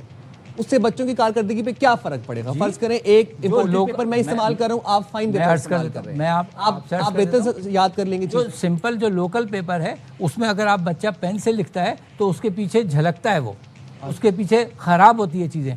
अच्छा, उसका कागज़ क्वालिटी ऐसी है कि बच्चे ने सारा साल इस्तेमाल करनी है। चंद मर्तबा जब वो कॉपी का पेज पलटता है तो वो पेज हाथ में आ जाता है। उस कॉपी की क्वालिटी, उसकी बाइंडिंग, उसका जो थिकनेस है वो बड़ा डिटरमिन करती है चीज़ों। आप बताएं क्या बाकी की कॉपियां भी बन रही हैं? मैं आपसे अर्ज कर देता हूँ, कोई शख्स ऐसा नहीं है कि जो 200 पेज की किताब को 130-140 रुपए में उस वक्त फरोख्त कर सके, जबकि वो उस इम्पोर्टेड पेपर पे जो है वो कॉपी को बना रहा है, स्टैंडर्ड कॉपी पे बना रहा है। कह रहे हैं 130-140 की ओपन नहीं, मैं थोड़ी सी मैं इसमें इस्लाह कर दूं। देखें, जो अगर इम्पोर्टेड पेपर लगाना चाहें इम्पोर्टेड, वो तो कॉपी आपके बारे में नहीं आएगी ना, उसकी कॉस्ट तो इतनी बढ़ जाएगी कि वो 400-300 रुपए की तो कॉस्ट घर में आ जाएगी। और जो कॉपी, यही चीज़ आप देखिए कि 90% स्कूल्स में जो कॉपी है आपको वो उसी क्वालिटी वाले इम्पोर्टेड पेपर में मिलती है। ये हमारी गवर्नमेंट को चाहिए कि जो पेपर किताबों में इस्तेमाल होता है, जो पेपर कॉपीज़ में इस्तेमाल होता है, उसकी ड्यूटी, उसका जो कस्टम है उसको मिनिमाइज करना चाहिए। मुझे एक चीज़ बताएं, जो पिछला तालीमी साल गुजरा है, कितने दिन बाकायदा लोगों को बच्चों को पढ़ाया गया, कितने दिन बच्चों ने पढ़ा है? नंबर ऑफ डेज बता दें मुझे। मेरा ख्याल है कि 195 के करीब, 90 दिन भी, हार्डली 90 दिन भी नहीं थे, 90-95 दिन। नहीं, ये चीज़ें मैं आप सर्च कर देता हूँ। ये कुछ पंजाब की कैलकुलेशन है, स्टैटिस्टिक्स हैं, जहाँ गैर ज़रूरी छुट्टियाँ हुई, लेकिन हमारे यहाँ सिंध गवर्नमेंट ने कोई इस तरह का काम नहीं किया कि हमें गैर ज़रूरी छुट्टियों की तरफ मजबूर किया हो या पाबंद किया हो। 120 दिन कर लेते हैं। 120 दिन में क्या वो सफ़ा नहीं चल सकता? वो कॉपी का मयार जो है उसके लिए बहुत ही स्टैंडर्डाइज होना बहुत ज़रूरी है, इम्पोर्टेड होना बहुत ज़रूरी है क्या साजिद साहब? नहीं, ऐसा नहीं है। बहुत बड़ा कारोबार है हमारा तो कॉपी का, और मैं कहता हूँ 68 ग्राम 70 ग्राम बेहतरीन पेपर है, कोई वो भूलेंगे नहीं, कोई इतना इशू नहीं है। अच्छा, नहीं। मैं हैदरा साहब, मैं खुद ही जानना चाहता हूँ आपसे ये बात, मोनोग्राम के बगैर कॉपी क्यों नहीं चल सकती स्कूल्स के अंदर? इसलिए नहीं चल सकती कि फिर मैं आप सर्च कर रहा हूँ कि कॉपी का साइज़, उसके पेजेस की तादाद, उसकी क्वालिटी बग़ैर स्कूल मोनोग्राम के मेंटेन नहीं हो सकती। फिर तो बच्चे को जो कॉपी जिस तरह से मिली, वालिदैन को जिस तरह दुकानदारों ने ट्रैप किया, वो उसी तरह की कॉपी लेकर आ जाएंगे, और ये टीचर्स के पास बड़ा मुश्किल होगा कि उसकी क्लास में 25 बच्चे ने कोई नोटिफिकेशन नहीं इस हवाले से निकाला कि 15 किस्म की कॉपियाँ जो है उसको मजबूर नहीं कर सकते पर्टिकुलर खरीदारी पर। नहीं, मैं आप सर्च कर देता हूँ। बिल्कुल, हमारे डिपार्टमेंट ने, हमारी मिनिस्ट्री ने, रेगुलेटरी बॉडी ने हमें बिल्कुल पाबंद किया हुआ है। ये हमारा बिजनेस नहीं है, लेकिन हर स्कूल में एक टक शॉप, एक बुक शॉप होती है, उसकी कैंटीन होती है। अगर वहाँ से चीज़ें होती हैं तो वालिदैन की सहूलत होती है। बिल्कुल इसी तरह जिस तरह एक सुपर स्टोर में आपको ग्रोसरी भी मिल रही है, आपको सब्जियाँ भी मिल रही हैं, और आपको फार्मेसी तक भी मिल रही है। तो अगर एक सुपर स्टोर में वालिदैन को जाने में सहूलत है, तो इसी तरीके से अगर एक स्कूल से उनको बजाय इसके कि वो बाजार के धक्के खाएं या परेशान हों, और कम्यूट करना कितना मुश्किल है आजकल।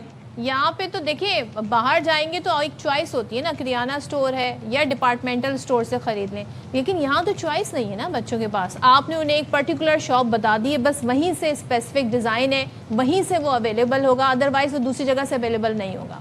तो अफोर्डेबिलिटी जिनकी नहीं है वो मजबूर हो जाते हैं। फिर मैंने आपसे अर्ज़ किया कि इस तरह से नहीं है। हम खुद एक कॉम्पिटिटिव ट्रेड में इन्वॉल्व होते हैं, हमारा कंपटीशन आपस में भी होता है, और पेरेंट्स भी इस तरीके के नहीं होते हैं कि वो आंख बंद करके चीज़ों को ले लेंगे, तो हमें उसकी जस्टिफिकेशन रखनी पड़ती है।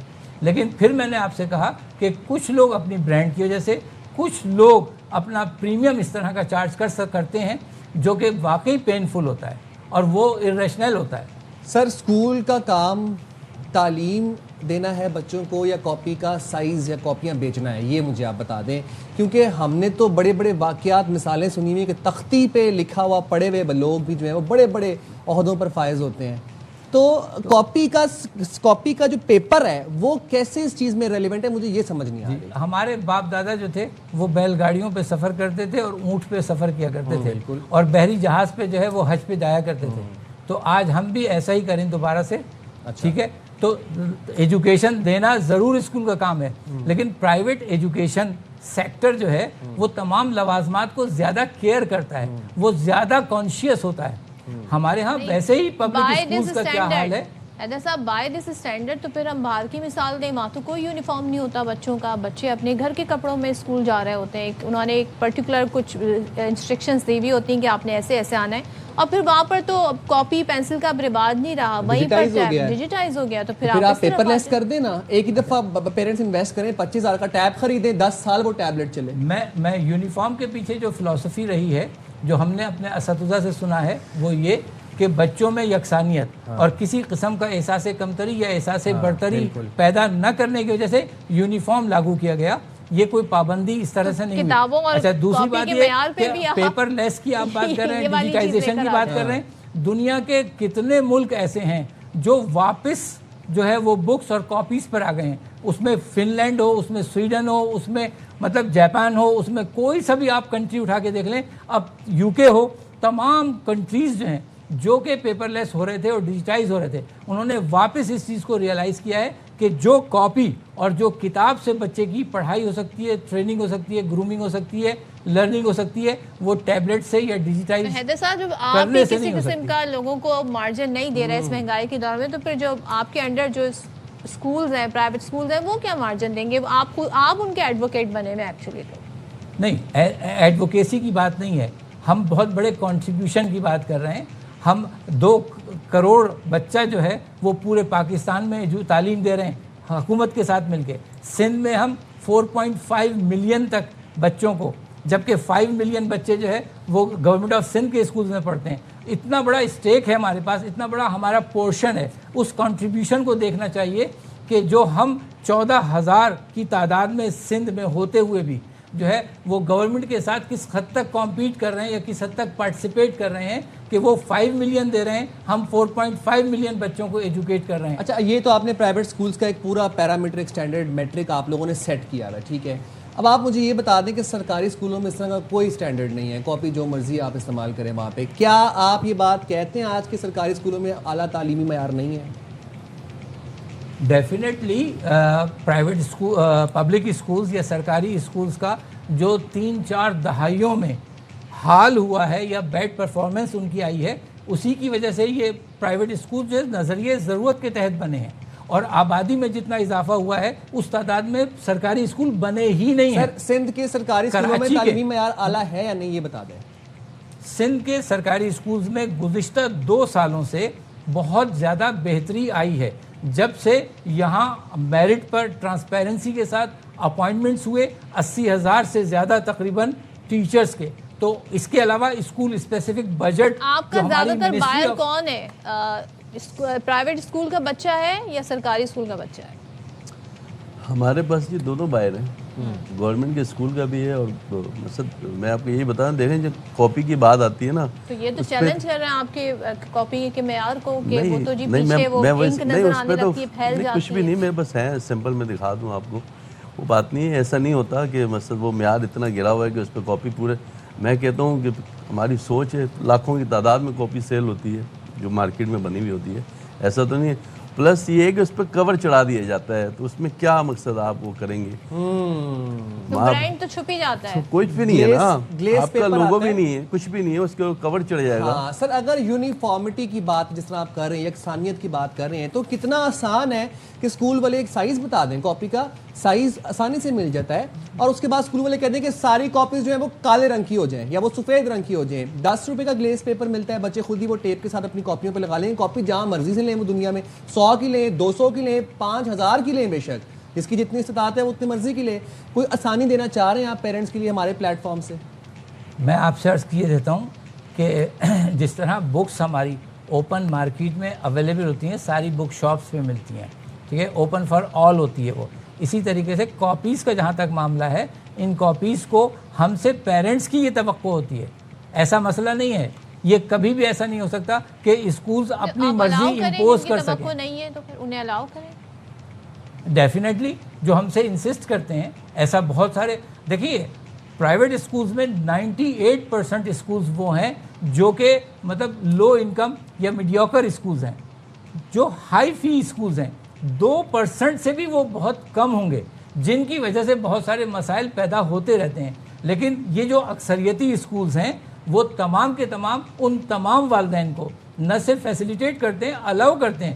کوئی ایسا مسئلہ نہیں ہے کہ اگر والدین کی افورڈیبلٹی اس کاپی کی نہیں بن رہی ہے تو وہ باہر سے نہیں لے سکتا. آپ کے امبریلا کے نیچے جتنے سکولز ہیں، آپ پرائیویٹ اونرز اسکول اونرز ایسوسی ایشن کے پریزیڈنٹ ہیں، چیئرمین ہیں، آپ یہ بات کیوں نہیں یقینی بنا رہے کہ کاپی کا رولا ہی مکے، مونوگرام کے بغیر کاپی آ جائے نا؟ ہم اتنی بحث لمبی کریں نا، اگلی دفعہ جب آپ آئیں تو ہم اس بات کو ڈسکس کر رہے ہوں کہ جناب کیا زبردست آپ نے کام کیا، کاپیز اب مونوگرام کے بغیر، برانڈنگ کے بغیر آ رہی ہیں. اگر ہم اپنے پورے لائف اسٹائل سے چیزوں کو نکال دیں، ٹھیک ہے، ہر چیز میں ہماری جو سوفسٹیکیشن اور جو ہماری پسند اور ہماری چوائسیز اتنی زیادہ ہو گئی ہیں، تو آپ مجھے یہ بتائیے کہ ایک کاپی کو لے کر میں کس طریقے سے اس ٹرینڈ کو، اس رجحان کو، اس سوسائٹی کو چینج کر سکتا ہوں. 2,60,00,000 بچہ اسکول نہیں جا رہا، جس میں غربت کی سطح کے نیچے کتنے لوگ ہیں، پورا نمبر، پورے اسٹیٹس ہمارے سامنے. وہاں پر آپ لائف سٹائل کا حوالہ دے رہے ہیں تو یہ تو ایک غریب آدمی ہے، اس کے انکم کا مذاق اڑانے کے برابر ہے. حیدر صاحب دیکھیے، پرائیویٹ ایجوکیشن میں وہی لوگ پڑھواتے ہیں اپنے بچوں کو جو ایوریج انکم کے حامل ہوتے ہیں، جو مڈل کلاس ہوتی ہے، ٹھیک ہے، وہ چاہتی ہے کہ اچھے سے اچھا ہو. ورنہ تو وہ جو ایلیٹ کیپچرزم ہے ہمارے پاس، وہی سب نظر آئے گا. اور یہی وجہ ہے کہ طبقاتی تعلیم کو اس سے فروغ ملتا ہے. اگر یہ درمیان میں مناسب فیس والے اسکولز اپنا کنٹریبیوشن یا اپنا رول نہیں دیں تو آپ کو بہت بڑا گیپ نظر آئے گا ایک ایلیٹ اسکول ایجوکیشن سسٹم میں. تو یہ ظاہر سے پہلے ہم بات کر رہے تھے، اور ظاہر کاروبار نہیں بنانا چاہیے تعلیم کو، لیکن یہ اب ہمیں نظر آ رہا ہے کہ یہی ہو رہا ہے. اور اسٹینڈرڈ آف لیونگ بتایا جا رہا ہے، لائف سٹائل ہے لوگوں کا، اور جو افورڈ کر سکتے ہیں وہی پرائیویٹ میں پڑھا سکتے ہیں. تو آپ دیکھ لیں 40,000 اس ملک میں ایک آدمی کی کم از کم تنخواہ ہے. 45,000 کا تو صرف کتابیں اور اسٹیشنری آ رہی ہیں. وہ آگے کیا کرے گا وہ شخص؟ ہر مہینے جس کی 40,000 سیلری آ رہی ہے وہ کیا کرے گا وہ شخص؟ جو لائف سٹائل ہے نا، لائف سٹائل یہ اس ملک میں صرف امیروں کا ہے. غریب تو سروائیول موڈ پہ چل رہا ہے. غریب کو تو پریشانی ہے 2 وقت کی روٹی کی اور چھت کی اور بلوں کی. یہ لائف سٹائل شاید حیدر صاحب کا ہو سکتا ہے. تو غریبوں کا کیا لائف سٹائل ہے؟ ان کا تو کوئی، ان کو تو پریشانی ہے یہ نہیں، وہ تو سروائیو کر رہے ہیں، وہ تو لٹرلی سروائیو کر رہے ہیں. ساجد صاحب، جاننا میں آپ سے یہ چاہ رہا ہوں کہ عام جو لوکل کاپی کی قیمت ہے اس سال اس میں کتنا اضافہ ہوا ہے؟ پیپر کے اوپر ہوتا ہے، لیکن میرے حساب سے اتنا نہیں ہوا. 10-20 روپے بڑھ گیا. 10-20 روپے. اس میں کیا قیمت چل رہی ہے؟ میں آپ کو بتا رہا ہوں نا، اگر 63 گرام کی اگر 160 پیج کی کاپی ہے، اچھے سے اچھے، یعنی بڑے سائز کی کہتے ہیں 20-30 سائز کا، جو آج کل ٹریڈ چل گیا واپسی وہی سائز بڑے والے کا، پہلے کٹ سائز چلتا تھا، تو وہ 85 روپے، 90 روپے، 100 روپے. جتنا اچھا پیپر لگاتے ہیں 110 روپے، 120 روپے انف ہے. 200 پیج کی 150 روپے، لیکن بہت اچھی کوالٹی ہوتی ہے، بہت اچھا معیار ہوتا ہے، اور پورے پاکستان میں چلتی ہیں. یوں سمجھ لیں کروڑوں کی تعداد میں کاپیاں سیل ہوتی ہیں. بات دراصل یہ ہے کہ ہمیں افورڈیبلٹی دیکھنی ہے لوگوں کی. حیدر صاحب، آپ نے خود ہی لائف سٹائل کا حوالہ دے دیا. میں تو ابھی تک اسی سوال پہ ٹراما میں ہوں کہ کیسے آپ یہاں پر ابھی سے بچوں کے اندر جو ہے یہ بات انسٹل کر رہے ہیں کہ جی یہ کوئی کلاس ہے، کلاس ڈفرینس ہے، بڑا پرتعیش ہے، بڑا اسٹینڈرڈائز آپ ساری چیزوں کر رہے ہیں. یہاں کتابوں کی بات کر لیتے ہیں. پہلے ہوتا تھا کہ ایک بچہ جو کورس پڑھتا تھا پاس آن ہو جاتا تھا چھوٹے بھائی کو یا بہن کو، لیکن اب کتابوں میں بھی کچھ ایسی ورک شیٹ ہوتی ہیں جس کو بچے فل کرتے ہیں اور پھر اس پہ سائن ہو جاتے ہیں. وہ بھی آپ لوگوں نے معاملہ یہاں پر ختم ہو گیا ہے. تو بچے کیسے، والدین کیسے افورڈ کریں؟ دیکھیے، پہلی تو ایک بات ہمیں یہ درست کر لینی چاہیے کہ جہاں کورس کی قیمت آپ 45,000 روپے بتا رہے ہیں، وہاں ہرگز 40,000 روپے تنخواہ والا شخص جو ہے وہ کام نہیں، وہ پڑھا نہیں رہا ہے بچوں کو. ٹھیک ہے، آپ کو پتا ہے لوگ کمیٹی ڈالتے ہیں اسی لیے نہیں پڑھا پا رہا سر. یہی تو وجہ ہے. ورائٹی ہے اور وہ بہت تھوڑے سے اسکول ہیں. جو بات آپ نے کتابوں کی کہی، یقیناً گورنمنٹ آف سندھ نے بھی بہت اچھا انیشیٹو 3 سال سے لے رکھا ہے، اور وہ بک بینک کا تصور ہے. اور ہمارے پرائیویٹ اسکولز میں بھی بک بینک کا تصور ہوتا ہے. پیرنٹس جو بچے جو ہے وہ اپنے سبلنگس کو وہ کتابیں ٹرانسفر کر دیتے ہیں، اور کم کتابیں ایسی ہوتی ہیں کلاس 1 اور 2 کلاس تک جو ہے اس طرح کی کتابیں ہوتی ہیں جو آپ کہہ رہی ہیں کہ وہ ورک شیٹ انکلوڈیڈ ہوتی ہیں. وہ استعمال ایک دفعہ ہو جائیں تو پھر وہ دوبارہ استعمال نہیں ہو پاتی. لیکن جس طرح آپ کلاس بڑھاتے چلے جائیں گے گریڈ 3 سے لے کے آنورڈس، تو وہ کتابیں استعمال کے قابل رہتی ہیں. ہاں اس کے میں ہم یہ شکایت ضرور کر سکتے ہیں کہ اگر کوئی اسکول جو لو فی اسکولز ہیں پرائیویٹس کے, وہ اگر سندھ ٹیکسٹ بک بورڈ کی کتابیں ریکمنڈ کرتے ہیں تو وہ کتابیں اس قابل نہیں ہوتی کہ وہ پورا سال چل سکے. سر ابھی میں پچھلے ہفتے اپنے بھانجے بھتیجوں کی کتابیں خرید کے ہوں 5 اور 6 گریڈ کی. وہ بک جو ہے وہ ڈیزائن ہی ایسے کی گئی ہے کہ اس کے اندر آپ بچے لکھتے ہیں, اس کے اندر ورک بک تو الگ ہے لیکن بک کی ڈیزائن بھی پیچھے سے مینوفیکچر ہی ہو کے ایسے آ رہی کہ اس میں سوالوں کے جواب, فل ان دا بلینکس, لٹرم پٹرم اس میں درج کرنے ہیں. اب وہ کتاب میں اس بچے کے چھوٹے بھائی کو اگلے سال کیسے دوں گا, مجھے آپ یہ بتائیں. پائریٹڈ بکس جو ہیں ٹیچرز کلاس سے باہر کر دیتے ہیں کہ اگر آپ کے پاس پائریٹڈ کتاب ہے, کیونکہ اگر آپ افورڈ نہیں کر سکتے اچھی کتاب کیمبرج کی, آکسفورڈ کی 4000 کی 3000 کی, تو پائریٹڈ کتاب ٹیچر کلاس میں لے کے نہیں آنے دیتے, کہتے ہیں لائبریری میں بیٹھ کے پڑھیں, وہیں پہ رکھ کے آ جائیں.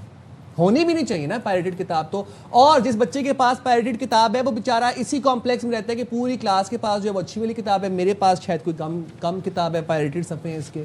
یہ تو طبقاتی تعلیم تو آپ لوگوں نے سٹارٹ کی ہے سر, آپ ہمیں کیسے کہہ سکتے ہیں؟ نہیں ایسا نہیں ہے کہ پرائیویٹ اسکولز کا آپ کنٹریبیوشن جو ہے اس کو ایک طرف رکھ کے یہ کہیں کہ انہوں نے طبقاتی تعلیم دی ہے. طبقاتی تعلیم جو ہے ہمیشہ اوپر سے آتا ہے. جو بادشاہ کا مذہب ہوتا ہے وہی عوام اور قوم کا مذہب بن رہا ہوتا ہے. تو جو پورے معاشرے میں ہمارے ہاں استحصالی نظام ہے, جو طبقاتی نظام ہر شعبہ زندگی میں ہے, وہی طبقاتی نظام جو ہے اس کی ایک جھلک کم سے کم وہ آپ کو تعلیم میں نظر آئے گی. البتہ ہاں اتنا ضرور میں ایک ذمہ دار ہونے کے ناطے کہہ سکتا ہوں کہ ایجوکیشن میں کرپشن یا بہت زیادہ طبقاتی تعلیم یا طبقاتی فرق جو ہے وہ آپ کو اس لیے نظر نہیں آئے گا کہ خود ایجوکیشن کا بجٹ بھی ہمارا جی ڈی پی کا 2% سے کم ہے. اس میں کیا کرپشن ہوگی؟ اور اس کے بعد ایک اور ایگزامپل آپ کے سامنے رکھ دیتی ہوں. اگر میں پنجاب بورڈ کی بک کی بات کروں, سندھ بورڈ کی بک کی ٹیکسٹ بک کی بات کروں, تو اگر ایک کتاب اگر آ رہی ہے 300-400 میں, لیٹ سپوز, وہی کتاب پرائیویٹ پبلشر جب اسے پبلش کرتا ہے تو وہ 2500, 3000, 4000. ایسا کیوں ہوتا ہے ساجد صاحب؟ ایسا ہے, میں غلط کہہ رہی ہوں؟ جی ریٹ کافی فرق ہے. دیکھیے یہ اس طرح کی جو قیمت بتا رہی ہیں آپ, یقیناً یہ امپورٹڈ بکس پر تو ہو سکتی ہے, لیکن لوکل مارکیٹ کی جو بک ہے یا لوکل پبلشرز کی جو بک ہے وہ اس طرح کی اتنی زیادہ پرائس کی کتابیں نہیں ہوتی ہیں. لیکن اگین میں آپ سے وہی بات کر رہا تھا ابھی کہ اگر سرکاری ٹیکسٹ بک بورڈ کی کتاب ہم یوز کرتے ہیں تو وہ بہت زیادہ یعنی خراب کاغذ پہ, خراب پرنٹنگ کے ساتھ, خراب ڈیزائننگ کے ساتھ بنی ہوئی ہوتی ہے. پرائیویٹ پبلشر جو ہے وہ اس کو بہت اچھا کر کے, یہی آپ سے گزارش ہے. آپ سے اگری نہیں کر رہے ہیں؟ نہیں میں اس وجہ سے نہیں کر رہا کہ ابھی گزشتہ 2-3 سالوں سے سندھ ٹیکسٹ بک بورڈ کی کتابیں ایک اچھی معیاری پیپر, کیونکہ یہ تو پہلے کیس چل چکے ہیں, ہائی کورٹ میں کیس چل چکے ہیں, باقاعدہ وہاں جج نے, ہائی کورٹ نے آرڈر کیا کہ جو آکسفورڈ پیپر استعمال کرتا ہے آپ لوگ کیوں نہیں اچھا استعمال کرتے.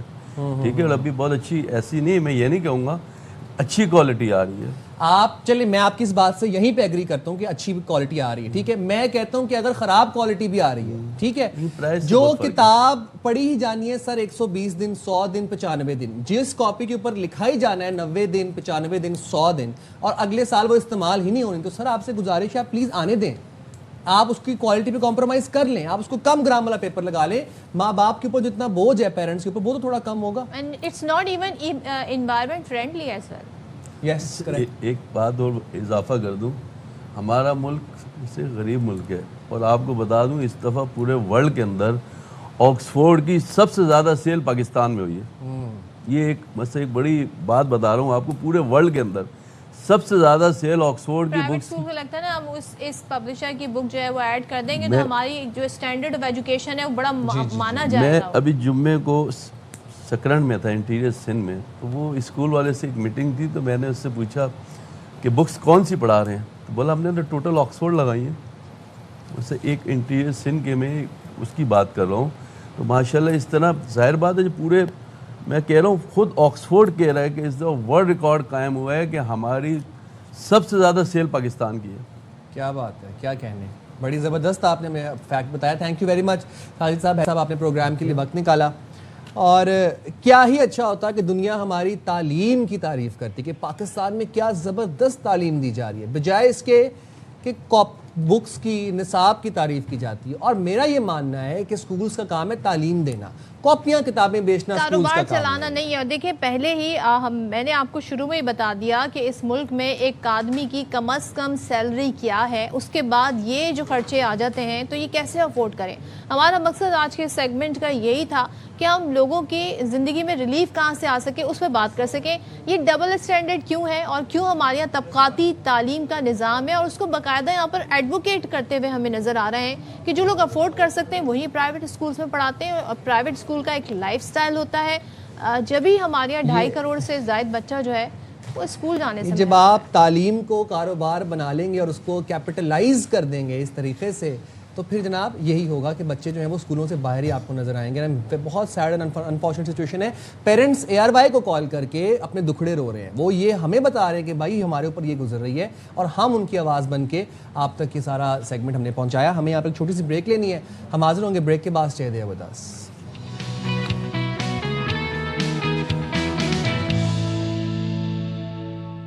Back once again. اور ہمارے شو کی ایکچولی کوشش یہ ہوتی ہے کہ جو نیگلیکٹڈ ہمارے شعبے ہیں یعنی کہ صحت اور تعلیم, اس پر بات ہو. تعلیم پر آپ نے دیکھا ہم نے بڑا ایک ڈیٹیل سیگمنٹ کیا اس وقت. صحت کے حوالے سے بات کر لیتے ہیں, اور ایک بڑا ہی کامن سا, لوگوں نے اب شاید اس چیز کو زیادہ سیریس لینا چھوڑ دیا ہے, ورنہ تو کیونکہ لوگوں کو جب بہت بڑے بڑے نام بتاؤ تو لوگ ذرا گھبراتے ہیں. میں یہاں پر ہیپیٹائٹس کے ٹیسٹ کی بات کر رہی ہوں. ایک زمانہ تھا کہ لوگوں کے اندر اس حوالے سے کافی زیادہ کیمپین چلی, اویئرنیس ہوئی, لیکن اب لوگ اتنا ان چیزوں کو نہیں غور کر رہے ہیں. لیکن یہ ایک ایسی بیماری ہے جو برسوں تک بغیر کسی, یہ کہتے ہیں نا, واضح علامات کے بغیر جی پنپتی رہتی ہے اور پھر نقصان پہنچانا شروع کر دیتی ہے. اسے اکثر و بیشتر خاموش قاتل بھی کہا جاتا ہے. تو ہر سال 28 جولائی کو دنیا بھر میں ہیپیٹائٹس سے بچاؤ کا عالمی دن منایا جاتا ہے.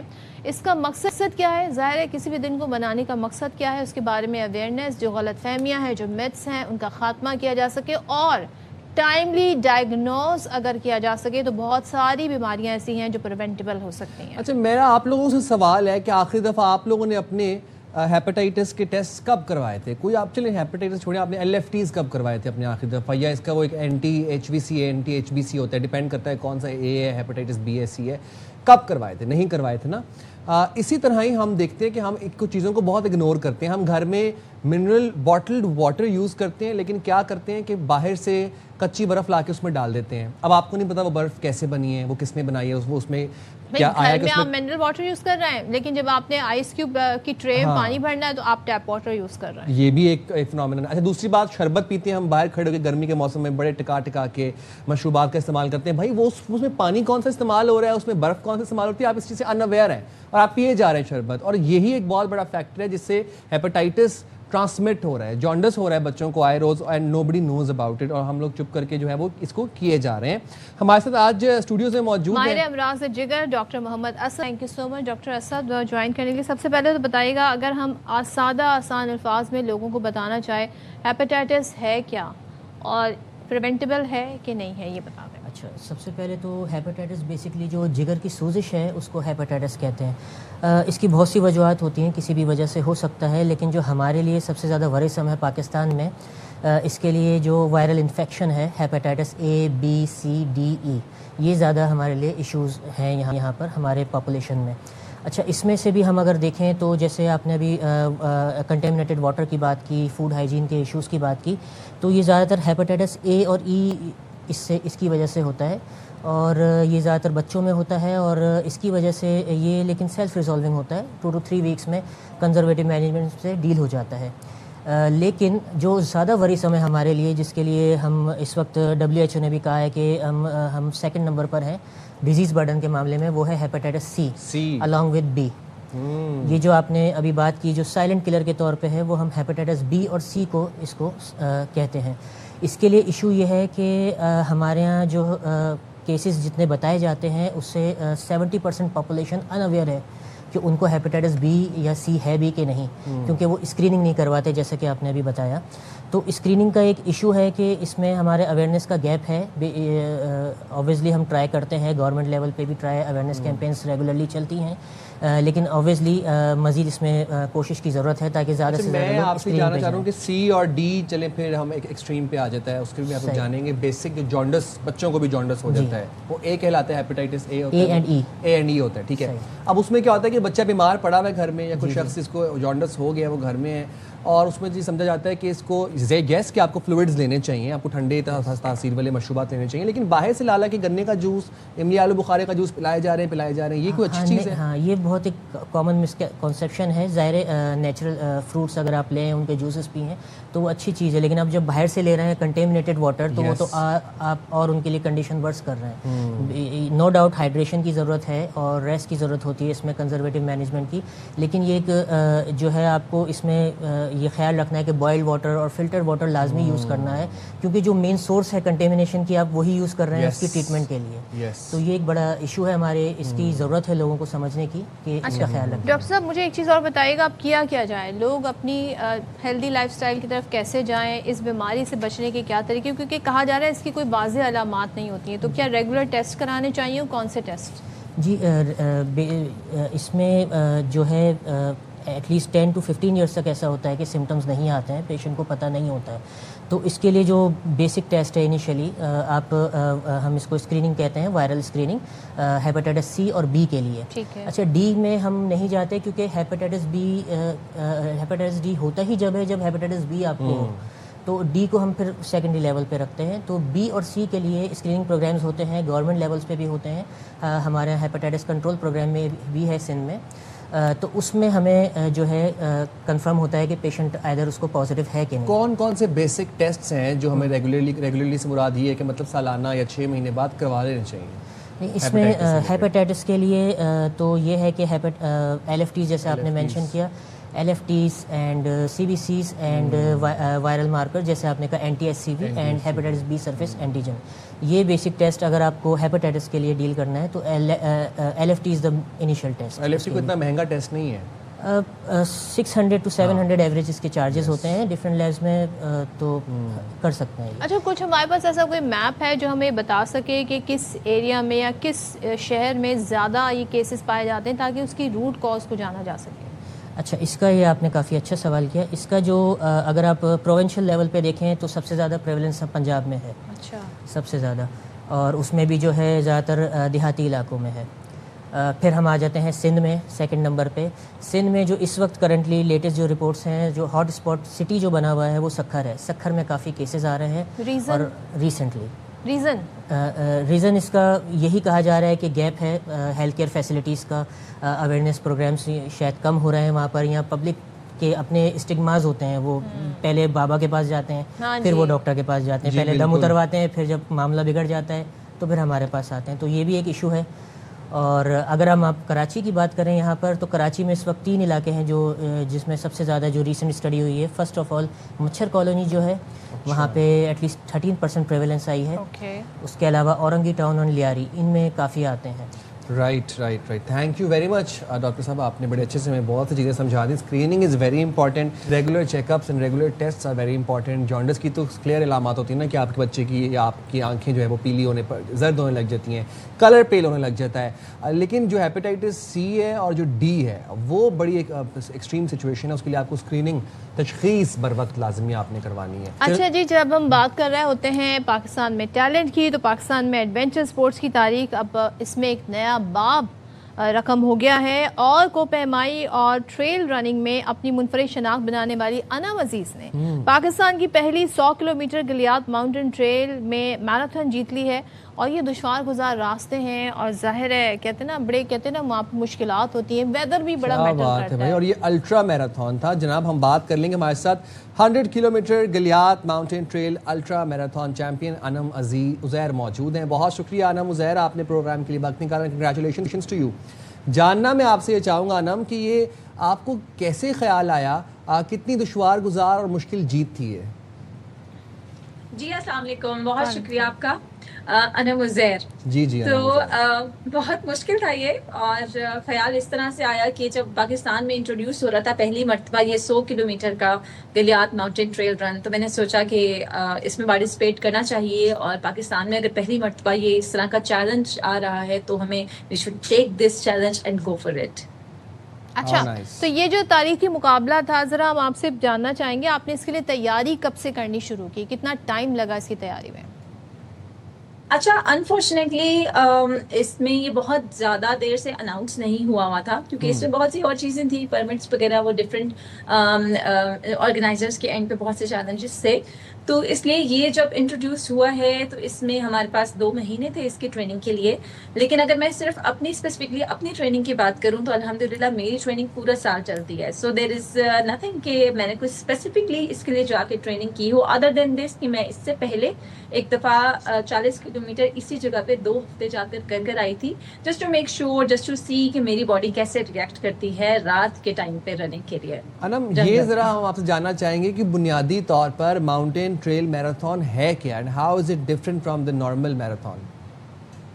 اچھا جو نارمل میراتھن ہوتی ہے وہ ہے 42.2 کلومیٹرز, اور اگر آپ 42 سے زیادہ ڈسٹینس کر رہے ہیں تو اٹ بیکمس الٹرا, سو وہ الٹرا میراتھن بن جاتی ہے. اور جو ماؤنٹین ٹریل رن ہے اس میں آپ پہاڑوں پہ کر رہے ہیں, اور اس میں اسپیسیفکلی اگر بات کریں تو اس میں ایلیویشن ہے, ایلیویشن 4000 میٹر کا ایلیویشن تھا اس ماؤنٹین ٹریل رن میں. تو مجھے بتائیے گا آپ کے لیے سب سے چیلنجنگ اس میں کیا تھا؟ ویدر تھا یا آپ جو خود بتا رہی ہیں کہ جی ظاہر ہے پورا ایک یہ ٹریل ہے جسے طے کرنا تھا آپ نے, what was the challenging part? اچھا mountain trail run itself ایک چیلنجنگ چیز ہے. کیونکہ سیدھا جب آپ روڈ پہ رننگ کر رہے ہیں آپ کو ٹھیک ہے اس میں بھی چیلنج ہوتا ہے کہ آپ کا پاؤں نہ مڑ جائے یا اور کچھ ہو جائے, لیکن ماؤنٹین ٹریل رن میں آپ بہت زیادہ ایکسپوزڈ ہوتے ہیں. آپ کہیں پہ گر سکتے ہیں, آپ کہیں سائڈ پہ کہیں گر گئے تو آپ کھائی میں گر گئے ہیں, اگر آپ کا پاؤں مڑ گیا ہے, آپ کا اینکل ٹوسٹ ہو گیا, جس کے چانسز بہت زیادہ ہیں, وہ کیونکہ ایک نارمل روڈ رن نہیں ہے. سو یہ بہت ڈفرینٹ ہے کسی بھی روڈ رن سے. اور جو ماؤنٹین ٹریل رن اور اس میں آپ کہتے ہیں کہ آپ نے 100 کلومیٹر کرنا ہے, سو وہ اٹ سیلف ایک بہت بڑی چیلنجنگ چیز ہے. رائٹ, تو اب آپ کے فیوچر کے کیا گولز ہیں؟ آپ نے اب اور کون سی میراتھن رن کرنی ہے؟ اچھا میں یہی بات کہتی ہوں کہ جب بھی کوئی اس طرح کا ایڈونچر یا کوئی اور چیز پاکستان میں انٹروڈیوس ہوتی ہے تو پھر ہماری کوشش ہوتی ہے کہ ہم اس کو کریں, ہم اس میں پارٹیسپیٹ کریں. جیسے ابھی یہ انٹروڈیوس ہوا اور میں نے یہ کیا, انشاءاللہ آگے بھی کوئی اسی طرح کا ایڈونچر ہوگا جس میں پاکستان کو انشاءاللہ میں ریپرزینٹ کروں گی. تھینک یو سو مچ انم عزیر ہمارے ساتھ ہیں, کانگریچولیشن ونس اگین. بہت زبردست. اور دیکھیں جی پاکستان میں کتنا ٹیلنٹ ہے اور کتنی مشکل یہ سپورٹس ہیں, جس طرح کے سپورٹس ہیں, مطلب میں تو سوچ بھی نہیں. نارمل میراتھن اتنی مشکل ہوتی ہے تو پھر ماؤنٹین ٹریل الٹرا میراتھن جس کا کلومیٹرز جس کے زیادہ ہیں. Very nice. ہماری جو خواتین ہیں, جو بچی ہیں ہماری, وہ کسی طور پر مردوں سے کم نہیں ہے اور ٹیلنٹ سے بھرپور ہے ماشاءاللہ. امید کرتے ہیں آپ کو آج کا ہمارا پروگرام بہت پسند آیا ہوگا, اور ہم نے آپ ریلیٹ کر سکتے ہوں گے بہت ساری ایسے ایشوز سے جو آج کے پروگرام نے ہم نے ڈسکس کیے ہیں, اور ظاہر آپ ہی کی فرمائش پر یہ سارے سیگمنٹس ہم ڈیزائن کرتے ہیں. تو پروگرام دیکھنے کا بہت شکریہ, اپنا بہت سارا خیال رکھیے گا. بارشوں کا سیزن آ رہا ہے تو زیادہ خیال رکھنا ہے. اللہ حافظ. پاکستان زندہ باد.